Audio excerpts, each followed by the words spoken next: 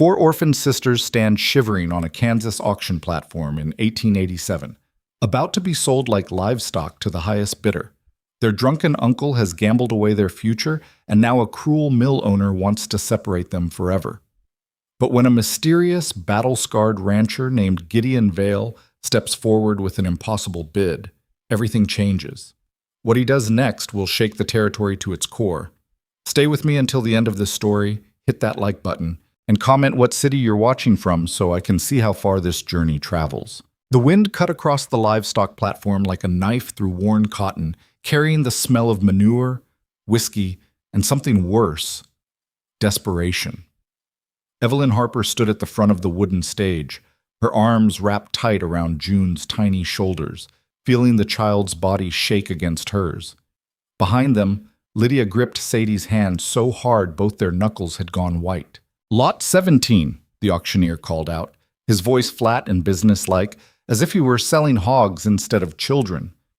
4 girls, ages 6 through 16, healthy, able to work. Evelyn stared straight ahead at the crowd of men gathered in the muddy yard of the Morrison Township Livestock Exchange. It was early April, but winter hadn't quite let go of Kansas yet. The sky hung low and gray, threatening rain or worse. The men below wore heavy coats and kept their hands shoved deep in their pockets. Most wouldn't meet her eyes. She'd known this day was coming, had known it since their parents died of typhoid fever 8 months ago, leaving them in the care of Uncle Silas, a man who'd shown up at the funeral smelling like a distillery and hadn't sobered up since. But knowing something terrible was coming didn't make standing on that platform any easier. "Starting bid is $50, the auctioneer announced. Nobody moved. Evelyn felt June press harder against her. The little girl was trying not to cry, trying to be brave like Evelyn had told her to be. But 6 years old was too young for this kind of brave. "Come now, gentlemen," the auctioneer said, his tone edging toward impatience. "These aren't charity cases. The oldest can cook and clean. The middle 2 are strong enough for field work, the little one's young enough to train up proper." That phrase, train up proper, made Evelyn's stomach turn. She knew what it meant. She'd heard the stories about what happened to auction children, especially girls.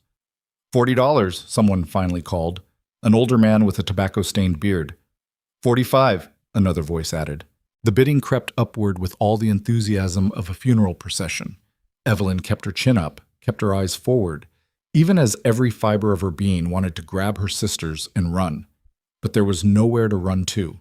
No family left. No money. No home. Uncle Silas had made sure of that when he'd gambled away the last of their parents' savings and sold the farm equipment to pay his debts. This auction was his final solution to the burden of 4 orphaned nieces. $65. A new voice, this one belonging to a man Evelyn recognized. Chester Murdoch. He owned the textile mill on the north side of town, and the rumors about how he treated his workers, especially the young women, made even grown men uncomfortable. Evelyn's throat tightened. Murdoch was looking right at her, his eyes traveling up and down her frame in a way that made her skin crawl. $65 going once, the auctioneer said. Lydia made a small sound behind her, something between a whimper and a sob. Evelyn reached back blindly and found her sister's hand, squeezed it hard. $65 going twice. Wait! Murdoch raised his hand, that oil-slick smile spreading across his face. I'll take the oldest girl for $65, but I don't need the others. The auctioneer paused. Sir, these children are from the same family. The court order specifies they should be kept together if possible. Nothing in that order says it's required, Murdoch shot back. I'm offering cash money for one. That's more than you had a minute ago. Now hold on. Someone else started to speak, but Murdoch cut him off. I run a business, not a charity house. 1 girl I can use, 4's just dead weight. The words hit Evelyn like a physical blow. She felt June's grip tighten around her waist, heard Sadie's sharp intake of breath. This was it. This was the moment she'd been dreading, not just being sold, but being torn apart from the only family she had left. The court does prefer keeping siblings together when feasible, the auctioneer said, but his voice had lost its certainty. Everyone knew the law was flexible when it came to orphans and auction blocks. Then let someone else bid on the lot, Murdoch said, spreading his hands in mock generosity. Otherwise, I'll take the oldest and you can auction the rest separate. Might even get more that way. The crowd shifted uncomfortably. A few men looked away. Nobody spoke up. Evelyn felt the world tilting sideways. She pulled June tighter against her, felt Lydia and Sadie pressing close behind. In that moment, standing on that platform with the Kansas wind biting through her threadbare coat, she understood exactly what her uncle had done. He hadn't just gambled away their future. He'd gambled away their right to stay together. "Well," the auctioneer said slowly, clearly calculating his commission, "I suppose we could—" $300. The voice came from the back of the crowd, deep and rough as gravel. Every head turned. A man stood at the edge of the gathering, tall and broad-shouldered, wearing a long canvas coat dark with dust and age. He had a face that looked like it had been carved from the same stone as the Kansas plains, all hard angles and weather-worn edges. A scar cut through his left eyebrow, pulling that side of his face into a permanent half-squint. His eyes were the color of iron. "I'm sorry, sir," the auctioneer said, clearly as surprised as everyone else. The man stepped forward through the crowd, which parted for him like water around a stone. $300, he repeated, for all 4 girls. Silence fell over the yard. $300 was more money than most men saw in a year. It was an insane amount to pay for 4 orphaned children, auction or not. "That's," the auctioneer stammered, "that's more than triple the current bid, Mr. Vale," the man said. "Gideon Vale." A ripple of recognition moved through the crowd. Evelyn saw several men take an involuntary step backward. She'd heard the name before, whispered in town, usually followed by words like dangerous, hard, and not right in the head. Gideon Vale owned Blackstone Ranch out in the isolated valley northwest of town, a property so remote most people forgot it existed. The few stories that came out of there painted it as a harsh place run by a harder man. "Mr. Vale," the auctioneer said carefully, "while we appreciate the generous offer, I have to ask, what exactly do you intend to do with 4 children?" "That's my business," Vale said flatly. "Now see here," Murdoch pushed forward, his face reddening. "I had first bid on the oldest girl. You bid $65 for 1 girl." Vale's voice didn't rise, but something in it made Murdoch stop mid-sentence. "I'm offering $300 for all 4, unless you want to match that?" Murdoch's jaw worked, but no sound came out. $300 was more than he'd make in profit from the mill in 2 months. His face went from red to purple, but he stepped back. Vale turned his iron-colored eyes back to the auctioneer. "We doing this or not?" The auctioneer looked around, perhaps hoping someone else would object, would offer some legal reason to refuse the sale. But auction law was simple. Highest bid won. And there was no higher bid. "Sold," he finally said, bringing his gavel down with a crack that made June flinch. "Lot 17 to Mr. Gideon Vale for $300. Vale stepped up to the platform, and Evelyn got her first close look at him. He was maybe 40, with dark hair going gray at the temples and hands that looked like they could bend horseshoes. Up close, she could see more scars, one along his jawline, another disappearing into his collar. His eyes swept over the 4 of them once, quick and assessing. Then he turned back to the auctioneer. "I'll need papers drawn up, legal guardianship, all 4 names on it." "That'll take some time." "I'll wait." Vale pulled a leather pouch from his coat and counted out coins onto the platform railing with the precision of a man used to handling money. The gold pieces caught what little light filtered through the clouds. While the auctioneer scurried off to handle the paperwork, Vale stood at the base of the platform, arms crossed, saying nothing.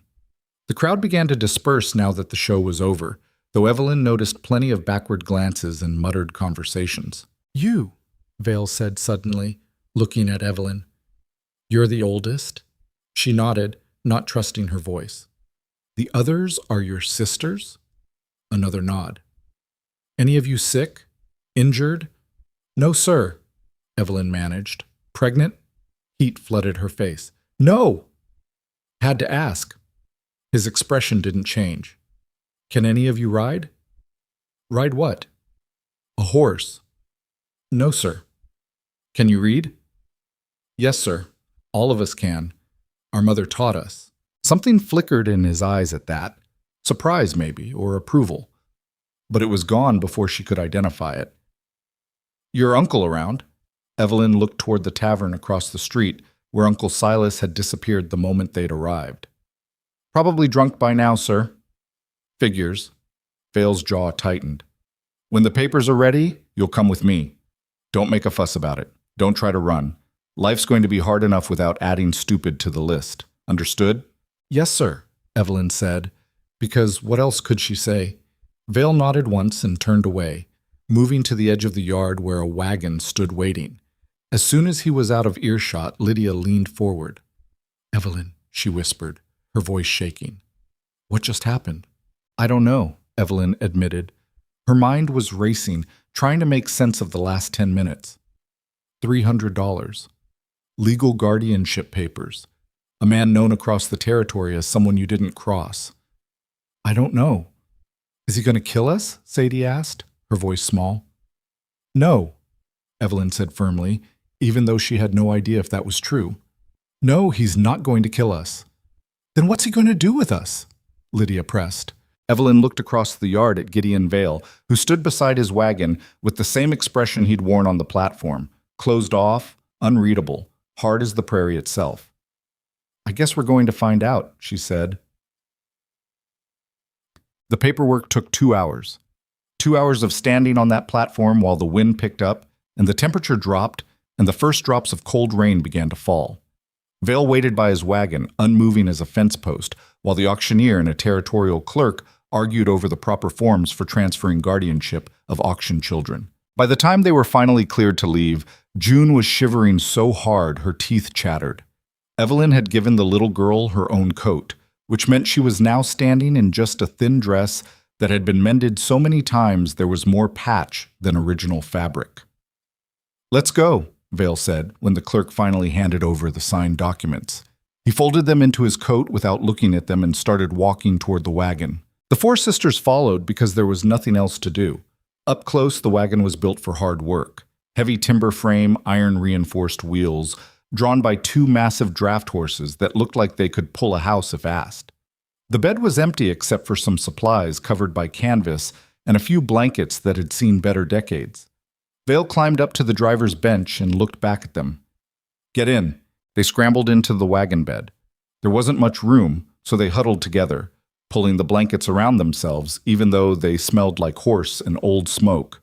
Vale clucked to the horses and they lurched forward. Morrison Township disappeared behind them as they headed northwest on a road that quickly devolved from packed dirt to rutted mud. The rain came harder, cold and mean.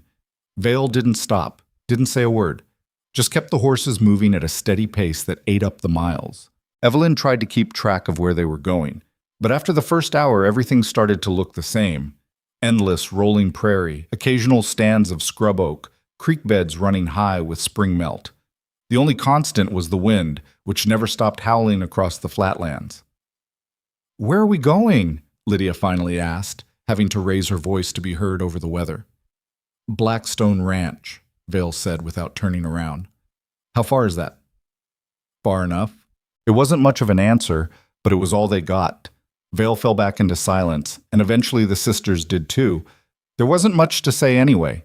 Evelyn pulled June closer, trying to share what little warmth they had. The little girl had stopped shivering, which was somehow worse than when she'd been shaking. Evelyn rubbed her sister's hands, her arms, anything to keep the blood moving. "Stay awake, June," she murmured. "Stay with me." June's eyes fluttered open. "I'm cold, Evie." "I know, sweetheart. I know." Behind them, Sadie had her arms around Lydia, both of them buried under a blanket that was more holes than fabric. Watching them, Evelyn felt a surge of helpless rage. They'd lost their parents, lost their home, been sold on an auction block like animals, and now they were being carried off into the wilderness by a man who'd bought them for reasons he wouldn't explain. But at least they were still together. That had to count for something. It had to. Achim. They reached Blackstone Ranch just as the sun broke through the clouds on the western horizon, painting the prairie gold and red. The valley appeared suddenly, dropping away from the flatlands into a natural bowl sheltered on 3 sides by low ridges. A creek ran through the center, swollen with runoff. The ranch buildings sat on the southern slope, a main house, 2 barns, several smaller structures, all built from dark timber that looked almost black in the fading light. Vale drove the wagon straight to the main house and pulled the horses to a stop. Out, he said. They climbed down on shaking legs. Hours in the cold wagon had left them all stiff and half frozen. Evelyn could barely feel her feet. The house was bigger than she'd expected, 2 stories with a wide porch and real glass windows. Smoke rose from the chimney, promising warmth, but Vale didn't head for the front door. Instead, he walked to a smaller building off to the side. "Bunkhouse," he said, pushing the door open. "You'll sleep here." Inside was a single large room with 4 narrow beds, a potbelly stove, and not much else. It was cold, dark, and smelled like old wood. But it had a roof and walls, which was more than they'd had that morning. Vale lit a lantern hanging by the door, then started building a fire in the stove. "Bedding's in the chest, chamber pots under the back bed. Don't wander around at night. There's animals out here that'll kill you. Understood?" "Yes, sir," Evelyn said numbly. He finished with the fire and straightened up. For a moment, he just looked at them. 4 bedraggled girls standing in the middle of his bunkhouse, filthy and exhausted and scared. Something passed across his face, too quick to read. Then it was gone. "Get some sleep," he said. "We start work at dawn." Then he was gone, the door closing behind him with a solid thunk. For a long moment, none of them moved. Then June started crying. Not the scared crying from earlier, but the exhausted, overwhelmed crying of a child who'd reached the absolute end of her endurance. Evelyn gathered her into a hug. "It's okay. We're okay." "We're not okay," Lydia said flatly. She was standing by one of the beds, her arms wrapped around herself. "We just got sold to a stranger and dragged out to the middle of nowhere. Nothing about this is okay." "We're together," Evelyn shot back. "We could have been split up. June could be with Murdoch right now, or worse. At least here." "At least here what?" Lydia's voice cracked. "We don't know anything about this place. Don't know what he wants from us. Don't know if we're going to wake up tomorrow or, Stop!" Sadie's voice cut through the rising panic. She was kneeling by the stove, holding her hands out to the growing warmth. "Just stop. We're all scared. We're all cold and tired, and we don't know what happens next. But falling apart isn't going to help." Lydia opened her mouth, closed it, then sat heavily on the nearest bed. "I hate this," she whispered. "I know," Evelyn said softly. "I hate it too." They got June settled in one of the beds, piling all the blankets they could find on top of her. The other 3 took turns at the stove, warming up enough to stop shaking. Eventually, exhaustion won out over fear and uncertainty. One by one, they crawled into the narrow beds. Evelyn lay awake long after the others had fallen into fitful sleep, staring at the dark ceiling and listening to the night sounds of the ranch. Wind in the eaves, horses moving in the distant barn, the creek running somewhere beyond the buildings. She tried to imagine what tomorrow would bring, tried to picture what kind of work a man like Gideon Vale would demand from 4 orphaned girls, tried to understand why he'd paid $300 for children he didn't know and didn't seem to want. Nothing made sense. But lying there in the darkness of that strange bunkhouse, listening to her sisters breathe, Evelyn made herself a promise.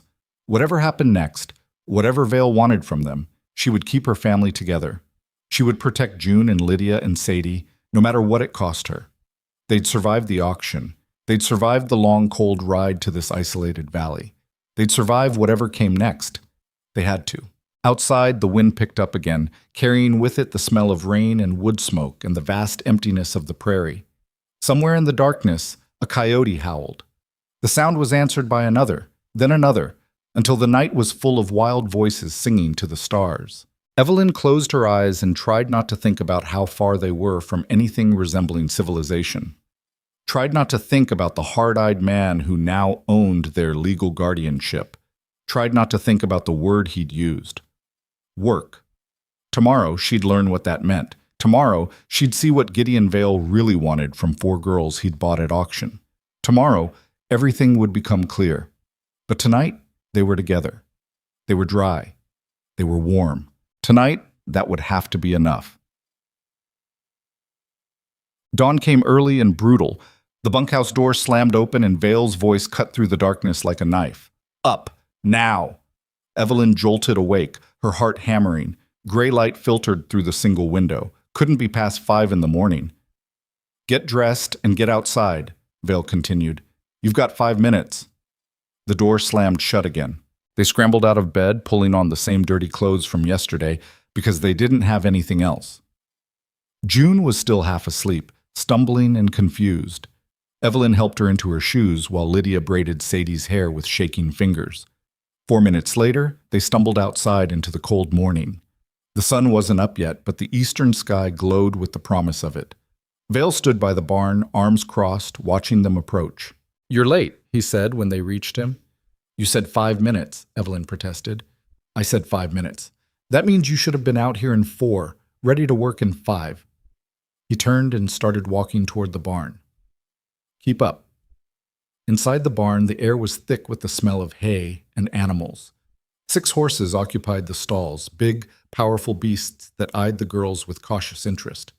Vale stopped at a wall lined with tools. "Ranch work starts before sunrise and ends after dark," he said, his tone matter-of-fact. "Everyone works. Everyone contributes. If you don't work, you don't eat. Clear?"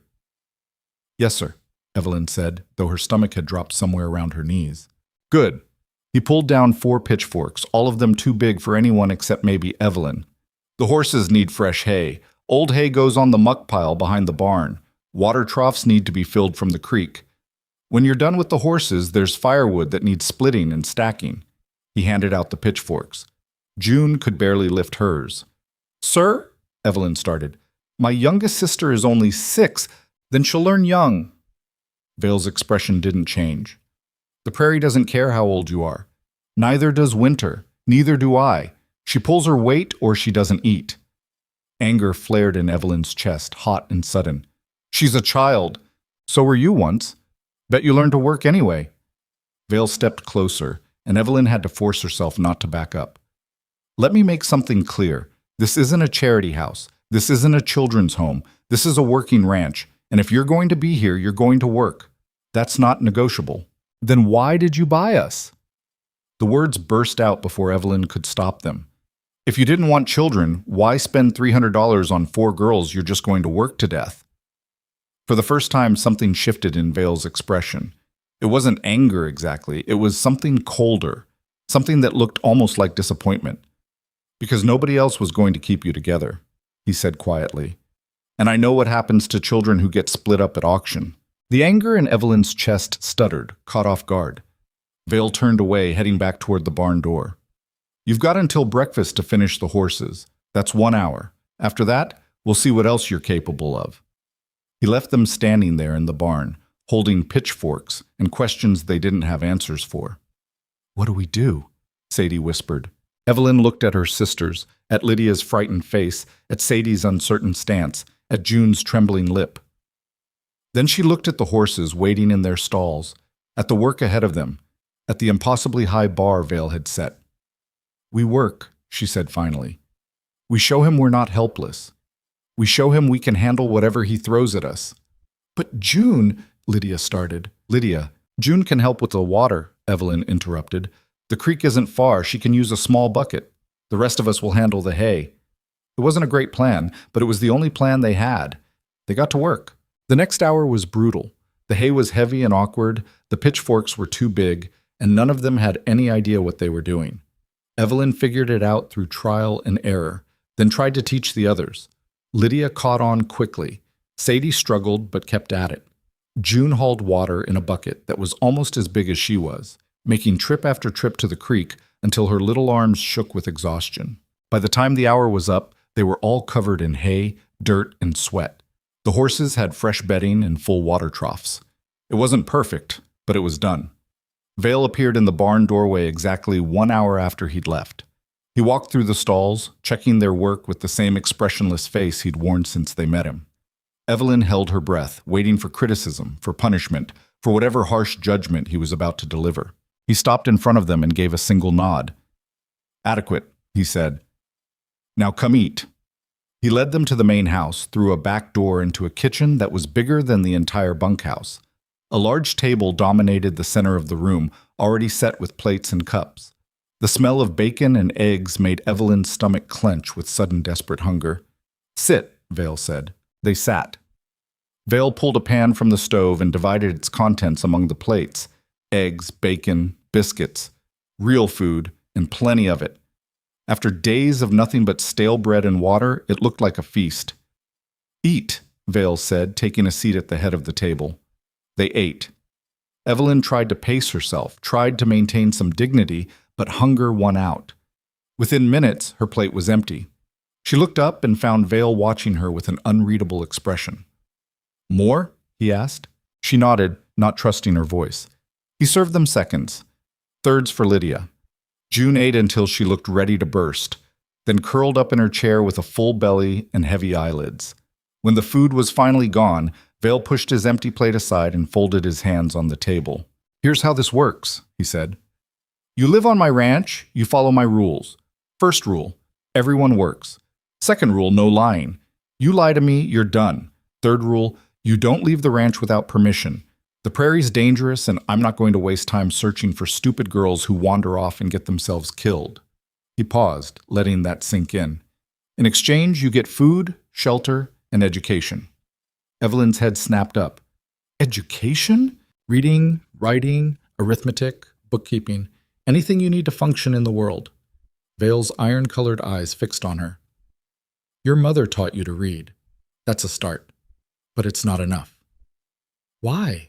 Lydia asked. "Why would you educate us?" "Because ignorant people are easy to control," Vale said bluntly. "And I don't need 4 more people in the world who can be controlled. Questions?" 100 questions crashed through Evelyn's mind.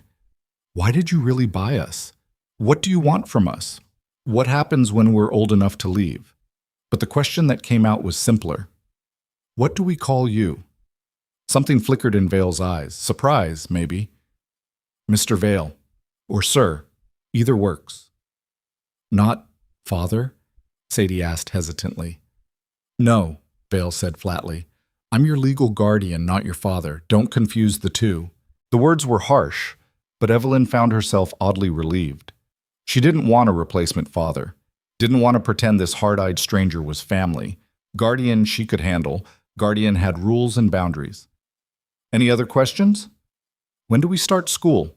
Evelyn asked. Monday. Today you work. Tomorrow you rest. Even ranch hands get 1 day a week. Monday. You start lessons. Vale stood, collecting the plates. For now, there's wood that needs splitting. Evelyn, you're with me. The rest of you, there's laundry that needs doing. Sadie will show you where. I don't know where anything is, Sadie protested. Then you'll figure it out, Vale said. That's part of learning. He walked out, clearly expecting Evelyn to follow. She did, leaving her sisters to navigate the house and its mysteries on their own.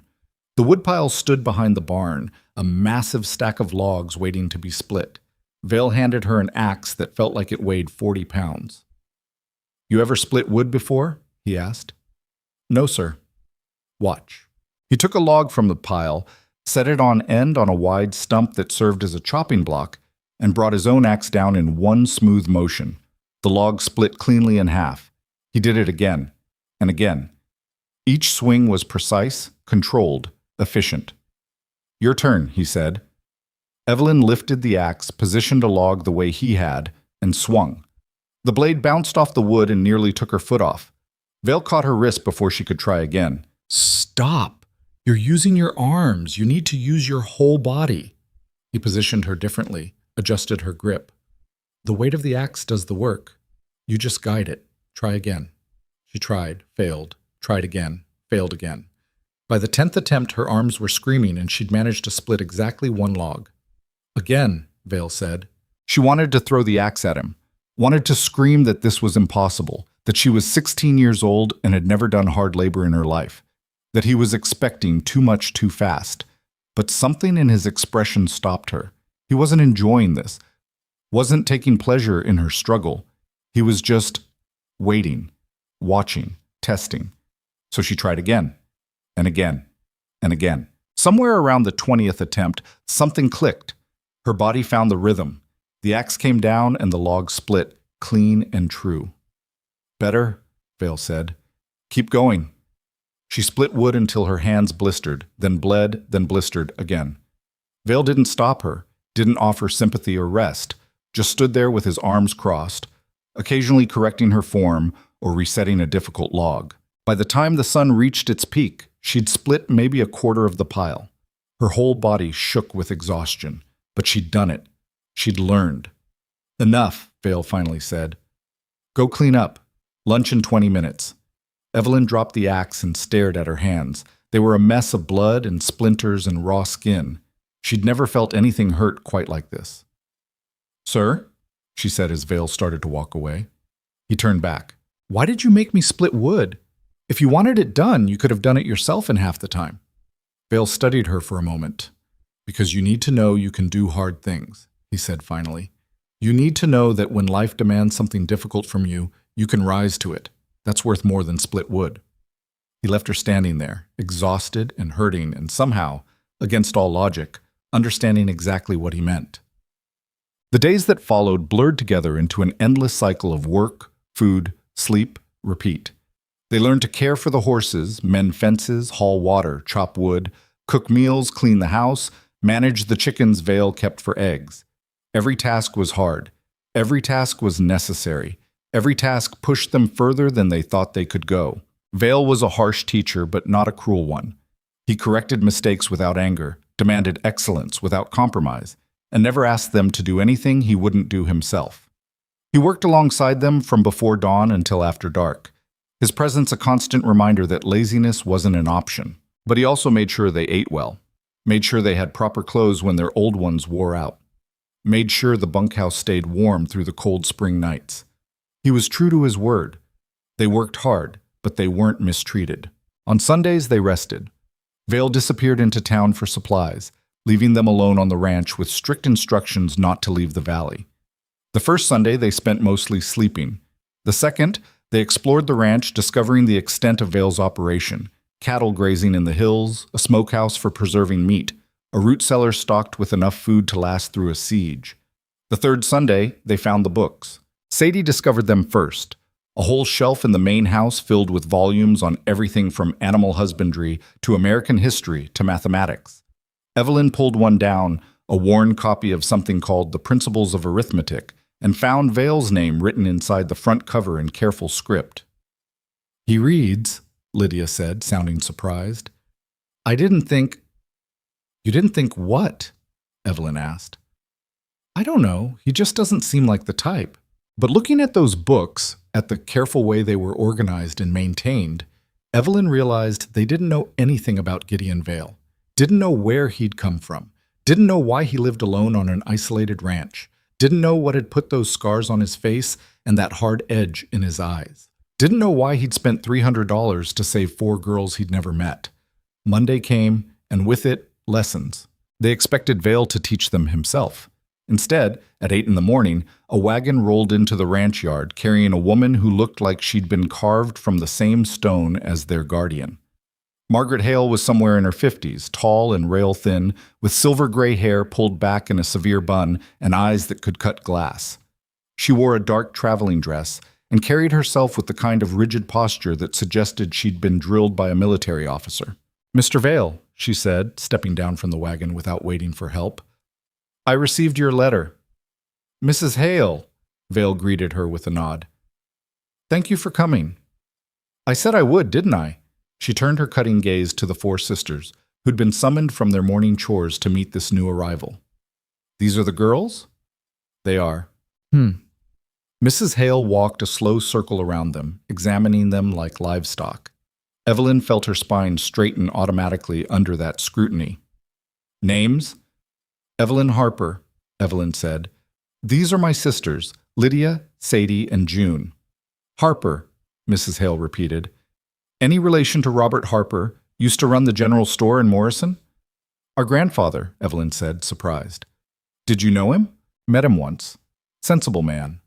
Died in the '64 floods, if I remember correctly. Mrs. Hale's expression softened fractionally. I knew your mother, too.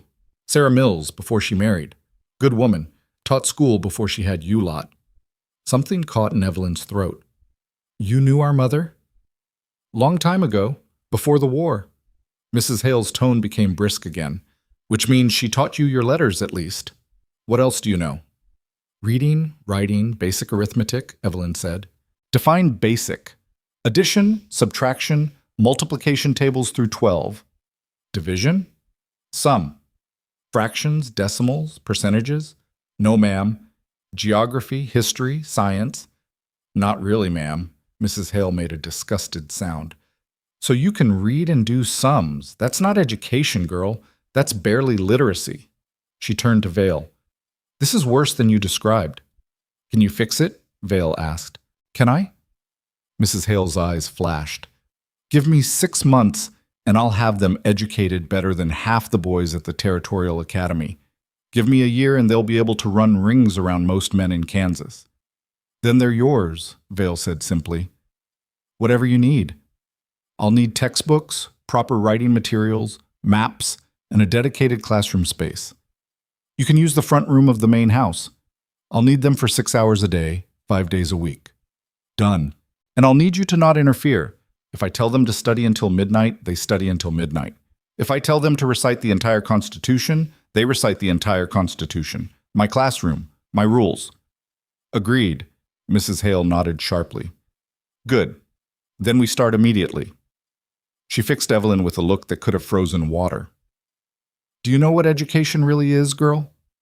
Learning things? Evelyn ventured. Learning things, Mrs. Hale repeated with scorn, as if education were some passive process. No, education is the systematic acquisition of the tools necessary to shape your own destiny. It's the difference between being a leaf blown by the wind and being the wind itself. It's the difference between begging for mercy and demanding justice. It's the difference between surviving and thriving. Do you understand? Evelyn nodded slowly. Yes, ma'am. Good. Because from this moment forward, you are not victims. You are not charity cases. You are not anyone's property. You are students, and students have power. Mrs. Hale glanced at Vale, assuming, of course, that they're willing to work for it. They're willing, Vale said. I wasn't asking you. Mrs. Hale's eyes returned to Evelyn.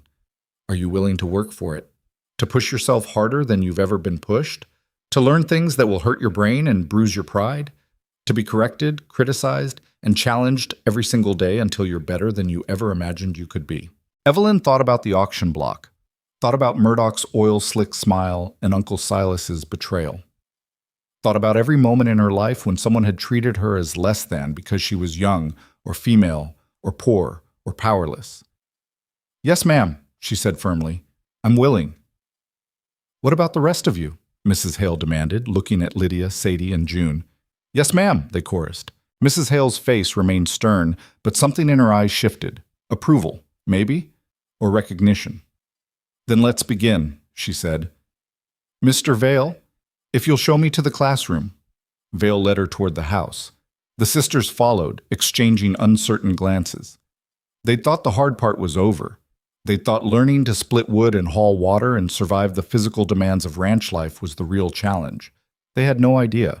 Over the weeks that followed, they discovered that Mrs. Hale was a force of nature disguised as a school teacher. She drilled them relentlessly on mathematics, grammar, geography, history, and science. She assigned readings that left them cross-eyed by lantern light. She gave them problems that seemed impossible, then refused to let them give up until they'd solved them. And slowly, painfully, inexorably, they got better. Evelyn discovered she had a head for numbers. Lydia excelled at grammar and composition. Sadie devoured every book Mrs. Hale put in front of her. Even little June, who struggled with the formal lessons, showed surprising talent for memorization and recitation. The days developed a rhythm: morning chores, mid-morning lessons, lunch, afternoon chores, evening lessons, dinner, study, sleep. It was exhausting. It was demanding. It was the hardest either of them had ever worked. And for the first time since the auction, Evelyn felt something that might have been hope. One evening, about 6 weeks after Mrs. Hale's arrival, Evelyn was working through a particularly difficult mathematics problem at the kitchen table while Vale prepared dinner. She'd been staring at the same equation for 20 minutes, trying to make sense of it. If you keep frowning like that, your face will stick, Vale commented from the stove. I can't figure out this problem, Evelyn admitted. Mrs. Hale says I need to understand compound interest, but the formula doesn't make sense. Vale glanced over her shoulder. You're applying the exponent wrong. Here. He pulled out a chair and sat down, taking the pencil from her hand. Compound interest is about things growing over time. Every period, you don't just earn interest on the original amount, you earn interest on the interest too. That's what the exponent represents. He walked her through the problem, his explanations clear and patient. By the end, she understood not just how to solve it, but why the formula worked. "You're good at this," she said, surprised. "I read those books you found," Vale said with a trace of amusement. "Learned most of it on my own." "Why?" The question slipped out before Evelyn could stop it. "Why did you need to learn all this?" Vale was quiet for a moment, his expression distant. "Because I didn't want to be stupid anymore," he said finally. "Didn't want to be someone people could cheat or manipulate or control. So I taught myself." "Is that why you wanted us educated, so we wouldn't be controlled?" "Partly." Vale stood, returning to the stove. "But mostly because you deserve better than what the world tried to give you." Evelyn sat with that for a long moment, the mathematics problem forgotten. "Mr. Vale, can I ask you something?" "You just did. Why did you really buy us at that auction?" He didn't answer immediately, just stood there stirring whatever was in the pot, his back to her. When he finally spoke, his voice was quieter than she'd ever heard it. "I had a daughter once," he said. "About June's age when she died. Fever took her and her mother both back in '67. After that," he trailed off. "After that, I came out here, built this place, tried to forget." Evelyn's throat tightened. "I'm sorry." "Don't be. It was a long time ago." Vale turned to face her, and for just a moment she saw past the hard exterior to something that might have been grief. "But when I saw you four up on that platform, about to be split apart and sold to men like Murdoch, I couldn't walk away, couldn't let that happen. Not if I had the means to stop it. So you saved us." "I bought you," Vale corrected. "Saving you is something you'll have to do yourselves." He ladled food onto plates and called for the others. The moment passed, the walls went back up, and by the time her sisters arrived, Vale was back to his usual closed-off self. But something had shifted. Some small piece of understanding had clicked into place. Gideon Vale wasn't their savior. He wasn't their father. He wasn't even really their friend. But he'd given them something precious, a chance, a real genuine chance to become something more than auction girls destined for tragedy. What they did with that chance was up to them. Evelyn looked around the warm kitchen at her sisters, Lydia arguing with Sadie about some book they'd both read, June falling asleep in her chair with gravy on her chin, Vale watching them all with his unreadable expression. They were in the middle of nowhere, working themselves to exhaustion every single day. They were being educated by a woman who made drill sergeants look soft. They were legally owned by a man with more scars than smiles. And yet somehow, Evelyn realized she felt safer than she had in months. It wouldn't last. She knew that. The world had a way of crushing hope and safety both. But for now, in this moment, they were warm and fed and together. For now, that was everything. Summer came to Blackstone Valley like a hammer, all scorching heat and dust that turned the creek to a trickle and baked the ground hard as iron. The sisters learned to work through it, to start before the sun climbed too high and finish after it dropped below the ridgeline.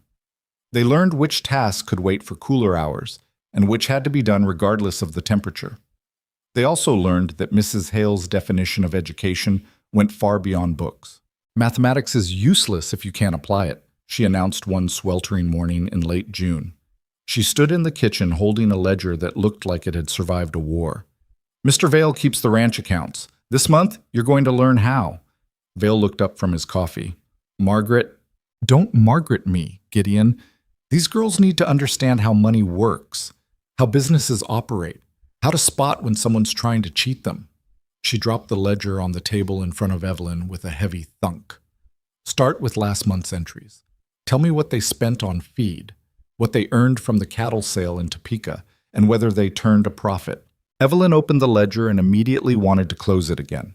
The handwriting was cramped and irregular, the columns of numbers seeming to shift and blur in the morning light. But Mrs. Hale was watching with those sharp eyes, and Vale had gone back to his coffee with an expression that might have been amusement. She bent over the ledger and started working. By noon, she had a headache and a new respect for how difficult it was to run a ranch. By evening, she understood why Vale tracked every penny. The margins were thin. One bad season, one sick herd, one miscalculation could sink the whole operation. Well, Mrs. Hale asked when Evelyn finally looked up. They lost money last month, Evelyn said. Feed costs were higher than expected because of the drought, and the cattle sale didn't bring in what it should have. Why didn't the cattle bring a good price? Evelyn scanned back through the entries. Market was flooded, too many ranchers trying to sell at once. And what should Mr. Vale have done differently? Waited, Evelyn said slowly, thinking it through. Held the cattle another month until prices recovered. Which would have meant what? Higher feed costs, but if prices rebounded enough, it would still be worth it. Mrs. Hale nodded. That's the gamble. Hold and hope prices rise or sell now and take the loss. Welcome to business. She turned to Vale. Well? She's right, Vale said. I should have waited. Didn't think the market would recover as fast as it did. Everyone makes mistakes, Mrs. Hale said. The question is whether you learn from them. Evelyn, you're now in charge of tracking monthly accounts. I want a full report every 4 weeks. But I don't know. Then you'll learn. That's what education is. Mrs. Hale gathered her teaching materials. The rest of you, we're moving to civics. If you're going to live in this territory, you need to understand how laws are made and who makes them, especially laws that affect women and children. Over the following weeks, the lessons took on a harder edge. Mrs. Hale taught them about property rights and how women couldn't own land in their own names, about guardianship laws that gave men like their uncle almost unlimited power over orphaned children, about the territorial court system and how it treated the poor differently than the wealthy.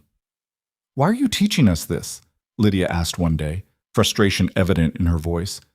What's the point of knowing about laws we can't change? Can't change? Mrs. Hale's eyes flashed. Who told you that? We're nobody. We don't have power. You don't have power yet, Mrs. Hale corrected sharply. But knowledge is the first step toward power. You think the men who write these laws want you to understand them? They'd prefer you stay ignorant and compliant. Well, I'm not going to let that happen. She pulled out a newspaper, the Topeka Herald, and spread it on the table. There's a territorial assembly election coming in November, 3 seats up for grabs, including one representing this district. The man who currently holds that seat voted against every single reform that would have helped orphaned children. He took money from businessmen like your Chester Murdoch to keep the auction system legal. So we vote him out, Sadie said. You can't vote. You're women and you're not of age. Mrs. Hale's voice was bitter. But you can learn who to support when you do have influence. You can understand the issues well enough to argue them. You can make sure the men in your lives don't vote like fools. Vale spoke up from across the room. Margaret's being modest. She's one of the reasons the territory established its first women's academy. Spent 10 years fighting the legislature for funding. And I'll spend 10 more if that's what it takes, Mrs. Hale said fiercely. These girls deserve the same opportunities as any boy in Kansas. Better, even, since they'll have to work twice as hard to be taken half as seriously. The intensity in her voice made Evelyn look up. Mrs. Hale stood rigid by the table, her hands clenched, her face tight with old anger. Ma'am, Evelyn said carefully, why does this matter so much to you? Mrs. Hale was quiet for a long moment. When she spoke, her voice had lost some of its sharp edge. I had a sister once, bright girl, smarter than me, and I was top of my class. But she married young, had to, our parents needed the bride price, and her husband didn't believe in educating women, kept her pregnant and ignorant for 15 years until she died in childbirth with her 8th child. She looked at the 4 sisters, her expression hard. I watched my sister's mind waste away, watched her forget how to think for herself, how to question, how to dream. She became a shadow, and when she died, nobody mourned the woman she could have been. They just mourned the wife and mother she was. Mrs. Hale straightened, the moment of vulnerability passing. I won't watch that happen to you, any of you. You're going to be educated, you're going to be capable, and when men try to make you small, you're going to have the tools to fight back. Understood? Yes, ma'am, they said together. Good. Now back to the territorial constitution. Sadie, read section 12 aloud. The lessons continued, relentless and unforgiving, but now Evelyn understood the purpose behind them. Mrs. Hale wasn't just teaching them to read and write and calculate. She was teaching them to survive in a world built to keep them down. And slowly, painfully, they were learning. The first real test came in August. Vale had taken the wagon to Morrison for supplies, leaving the sisters alone with Mrs. Hale for the day. They were in the middle of a history lesson when hoofbeats sounded in the yard. Evelyn looked up to see 3 riders approaching the house, dusty, rough-looking men on equally rough-looking horses. Mrs. Hale's expression went flat. "Stay inside," she said quietly. "All of you." She walked out onto the porch while the sisters crowded by the window. The lead rider dismounted, a thick-built man with a red face and mean eyes. "Help you, gentlemen?" Mrs. Hale asked, her voice carrying clearly. "Looking for Gideon Vale," the man said.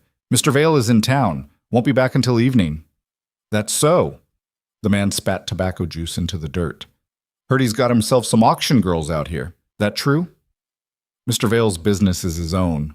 "Well, now that's where you're wrong, lady. Those girls were sold legal-like, which means they're property, and property can be claimed if the debt ain't been properly settled." Evelyn's blood went cold. She recognized the voice now, one of the men who'd been at the auction, standing near Uncle Silas. "The sale was legal, and the debt was paid in full," Mrs. Hale said, her tone icy. "I saw the paperwork myself. Paperwork can be wrong. Contracts can be disputed." The man took a step closer to the porch. "Why don't you just bring the girls out so we can have a look at them? Make sure they're being treated proper." "They're students in my classroom, and you're interrupting their education. I suggest you leave." "Suggest all you want, lady. We're not going anywhere until we see those girls." One of the other riders had dismounted and was walking toward the barn. The third stayed on his horse, his hand resting on something that looked like a rifle stock. Evelyn's heart hammered. "What do we do?" she whispered. "Stay quiet," Lydia hissed back, but June, who'd been standing behind them, suddenly broke away and ran for the back door. "June!" Evelyn lunged after her, but her little sister was already outside, racing toward the barn where they kept Vale's rifle. The man near the barn saw her and changed direction, cutting off her escape. June skidded to a stop, trapped between him and the building. Evelyn didn't think. She grabbed the iron poker from beside the stove and ran outside. "Get away from her!" she shouted. The man looked up, saw Evelyn coming with the poker raised, and laughed. "Easy there, girl. Nobody needs to get hurt." "Then leave." "Can't do that." He took a step toward June. "Boss wants to see you all. Make sure everything's square with the sale. The sale was legal. We're not going anywhere." The lead man on the porch turned at the commotion. "Well now, there's one of them. Come on out, girl. Let's have a talk." Evelyn positioned herself between June and the nearest rider, the poker heavy in her hands. She had no idea how to fight, had never hit anyone in her life. But she'd be damned if she let these men take her sister. Mrs. Hale's voice cut through the tension like a blade. "I strongly suggest you gentlemen remount and leave before the situation deteriorates further." "Or what?" the lead man sneered. "You gonna stop us, old woman?" "No." Mrs. Hale pulled a small pistol from her skirt pocket, the movement smooth and practiced. "But this will."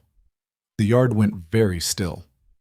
"Now that's just unfriendly," the lead man said, though he'd stopped advancing. "I'm rarely friendly to men who threaten children," Mrs. Hale replied. "You have 10 seconds to get on your horses and ride out. After that, I start shooting." "You won't shoot nobody, you're bluffing." Mrs. Hale shifted her aim and fired. The bullet kicked up dirt 2 feet from the lead man's boots. The crack of the gunshot echoed across the valley. 9 seconds, she said calmly, already cocking the pistol again. The men exchanged glances. The one near June backed away slowly, hands raised. The lead man's face had gone from red to purple. "This ain't over," he said. "Vale's going to answer for this." "Mr. Vale has answered for nothing because you've presented no legitimate claim. Now get out of my sight before I decide you're trespassing with intent to commit kidnapping, which carries a hanging sentence in this territory." The men mounted up, the lead rider still glaring. "You tell Vale that Silas Harper wants his nieces back. Tell him there's lawyers involved now. Tell him this sale's going to be overturned." They rode out, horses kicking up dust. Mrs. Hale didn't lower the pistol until they disappeared over the ridge. Then she turned to Evelyn and June, and her expression was thunderous. "Inside! Now!" They followed her back into the house where Lydia and Sadie waited with white faces. Mrs. Hale set the pistol on the table and stood there for a moment, breathing hard. "That," she said finally, "was monumentally stupid." "I had to protect June," Evelyn protested. You had to stay inside like I told you. Running out with a poker against 3 grown men isn't protection, it's suicide. Mrs. Hale's voice was sharp as broken glass. And you, June, what were you thinking running to the barn? I wanted to get the rifle, June said in a small voice, to help. You're 6 years old. You don't help by grabbing weapons you can't lift. Mrs. Hale sat down heavily, suddenly looking every one of her 50-some years. Though I suppose I can't fault the instinct. Who were those men? Lydia asked. Trouble, Mrs. Hale said flatly. Your uncle's trouble, specifically. He's apparently decided the $300 wasn't enough and wants you back. But the sale was legal, Sadie said. You said so. It was. But legal doesn't mean unchallengeable. If Silas can find a crooked lawyer and a sympathetic judge, he might be able to argue the contract was signed under duress or that he's reformed and deserves custody of his nieces. Mrs. Hale's mouth twisted. It's happened before. Men claiming temporary insanity or drunkenness, getting their property returned on appeal. Evelyn felt sick. So we might have to go back to him? Not if I have anything to say about it, but this is going to get complicated. Mrs. Hale stood and started pacing. We need to document everything.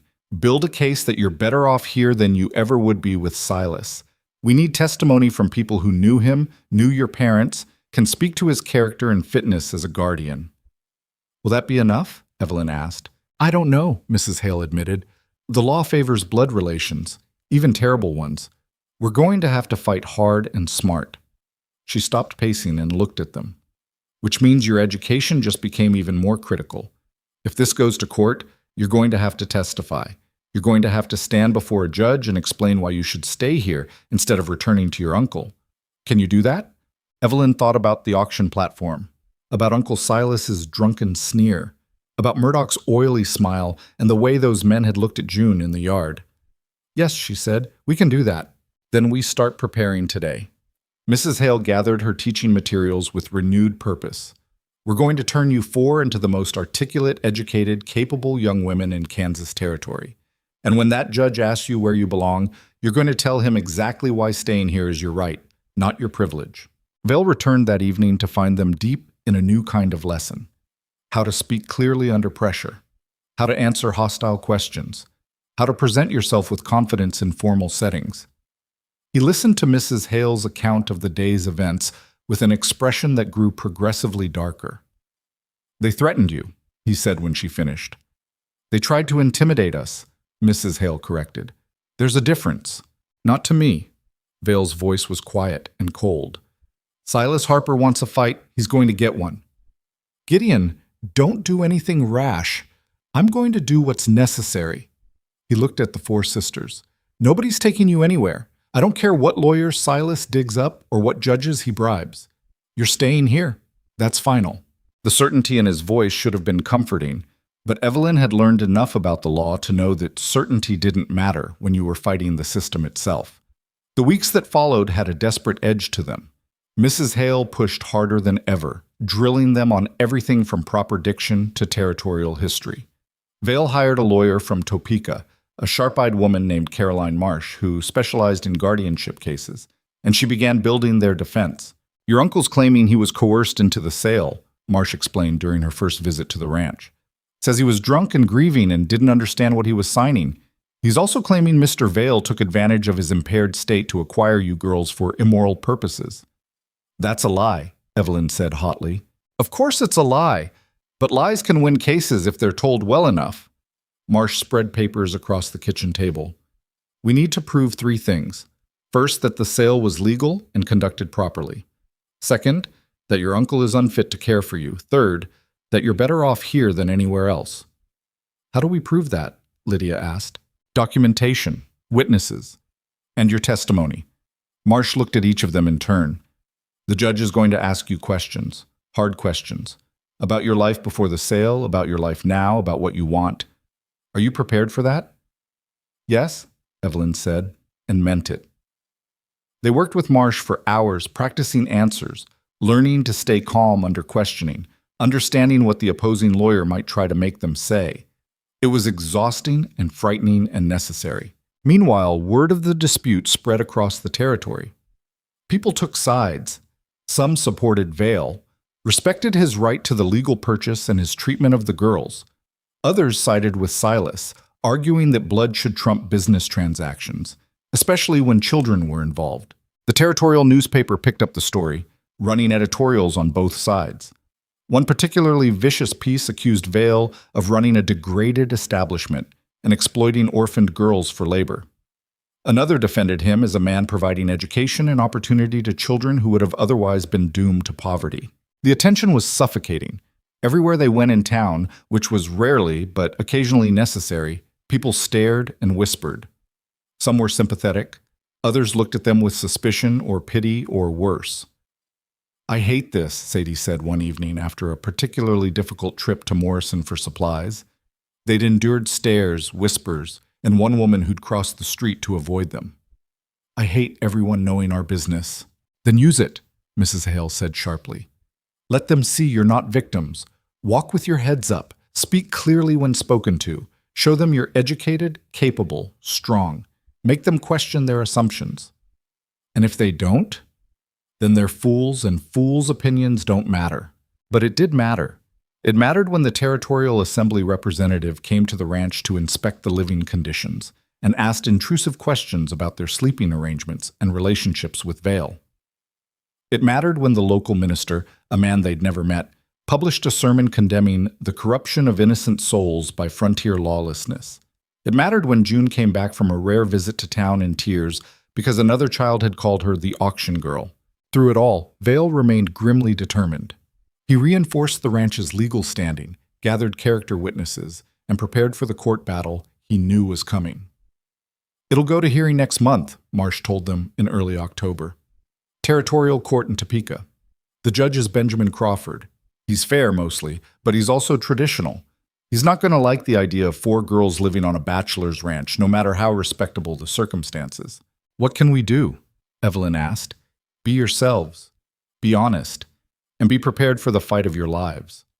Marsh's expression was grim. "Your uncle's lawyer is going to paint you as confused children who've been manipulated by Mr. Vale.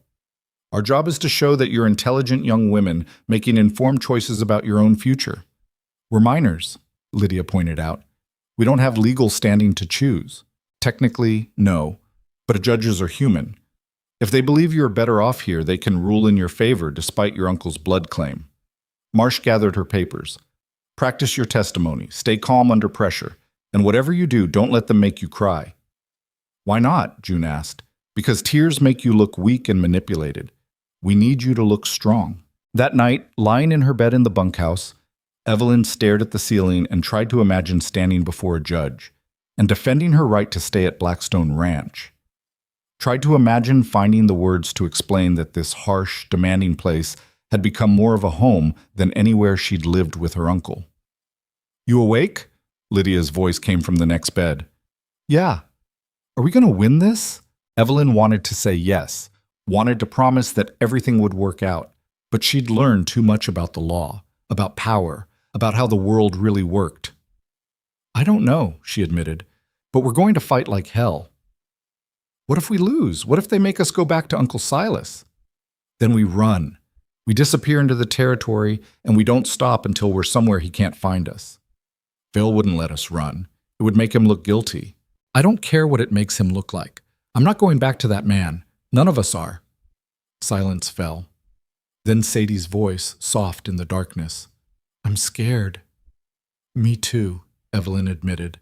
"Me too." October arrived with cold rain and falling leaves. The cottonwoods along the creek turned gold, then brown, then bare. The cattle were brought down from the high pastures. The ranch prepared for winter, and through it all, they studied, practiced, prepared. Mrs. Hale was relentless. Again, she'd say when their testimony wavered, again when their voices shook, again when they forgot the points Marsh had drilled into them. Vale worked them hard too, but differently. He taught them ranch management, not just labor, showed them how to read market reports, manage accounts, negotiate prices, treated them less like children and more like junior partners.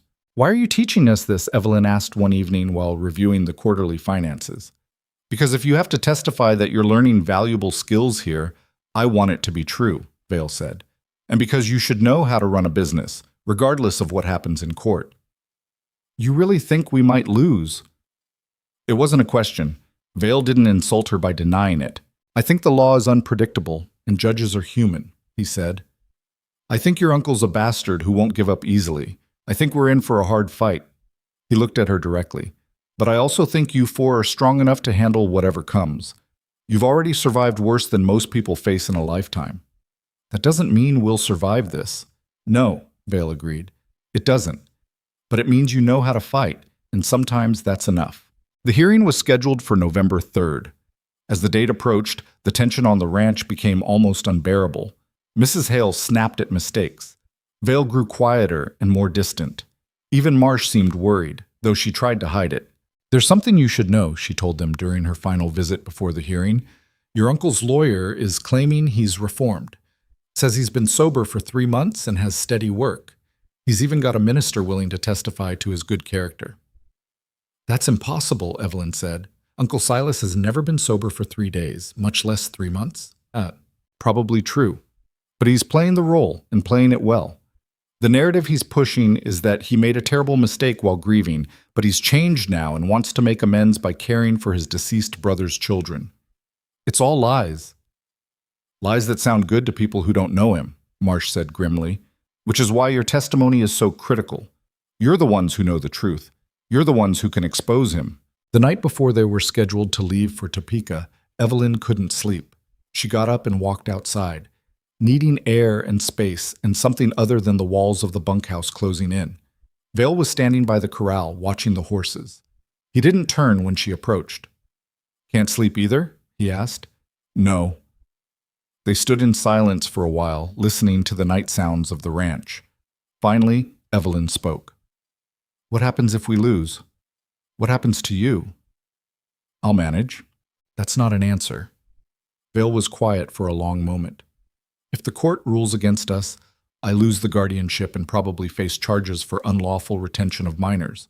Could mean jail time. Definitely means losing the ranch to pay legal fees and fines. He shrugged. But that's my problem, not yours. You're going to lose everything because of us. I'm going to lose everything because I chose to fight a corrupt system, Vale corrected. That's different, and I'd make the same choice again. Why? The question burst out of her. Why does this matter so much to you? We're not your children. You don't even like children that much. I don't dislike children. I dislike the way the world treats them. Vale turned to face her. You asked me once why I bought you at that auction. I told you about my daughter. What I didn't tell you was how she died. Evelyn waited.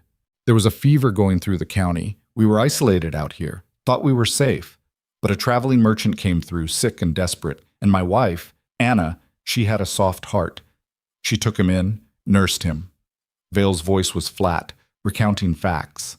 The fever took him in 3 days, took Anna in 5, took Sarah in 7. I'm sorry, Evelyn whispered. I went for the doctor on day 2 when I realized how bad it was.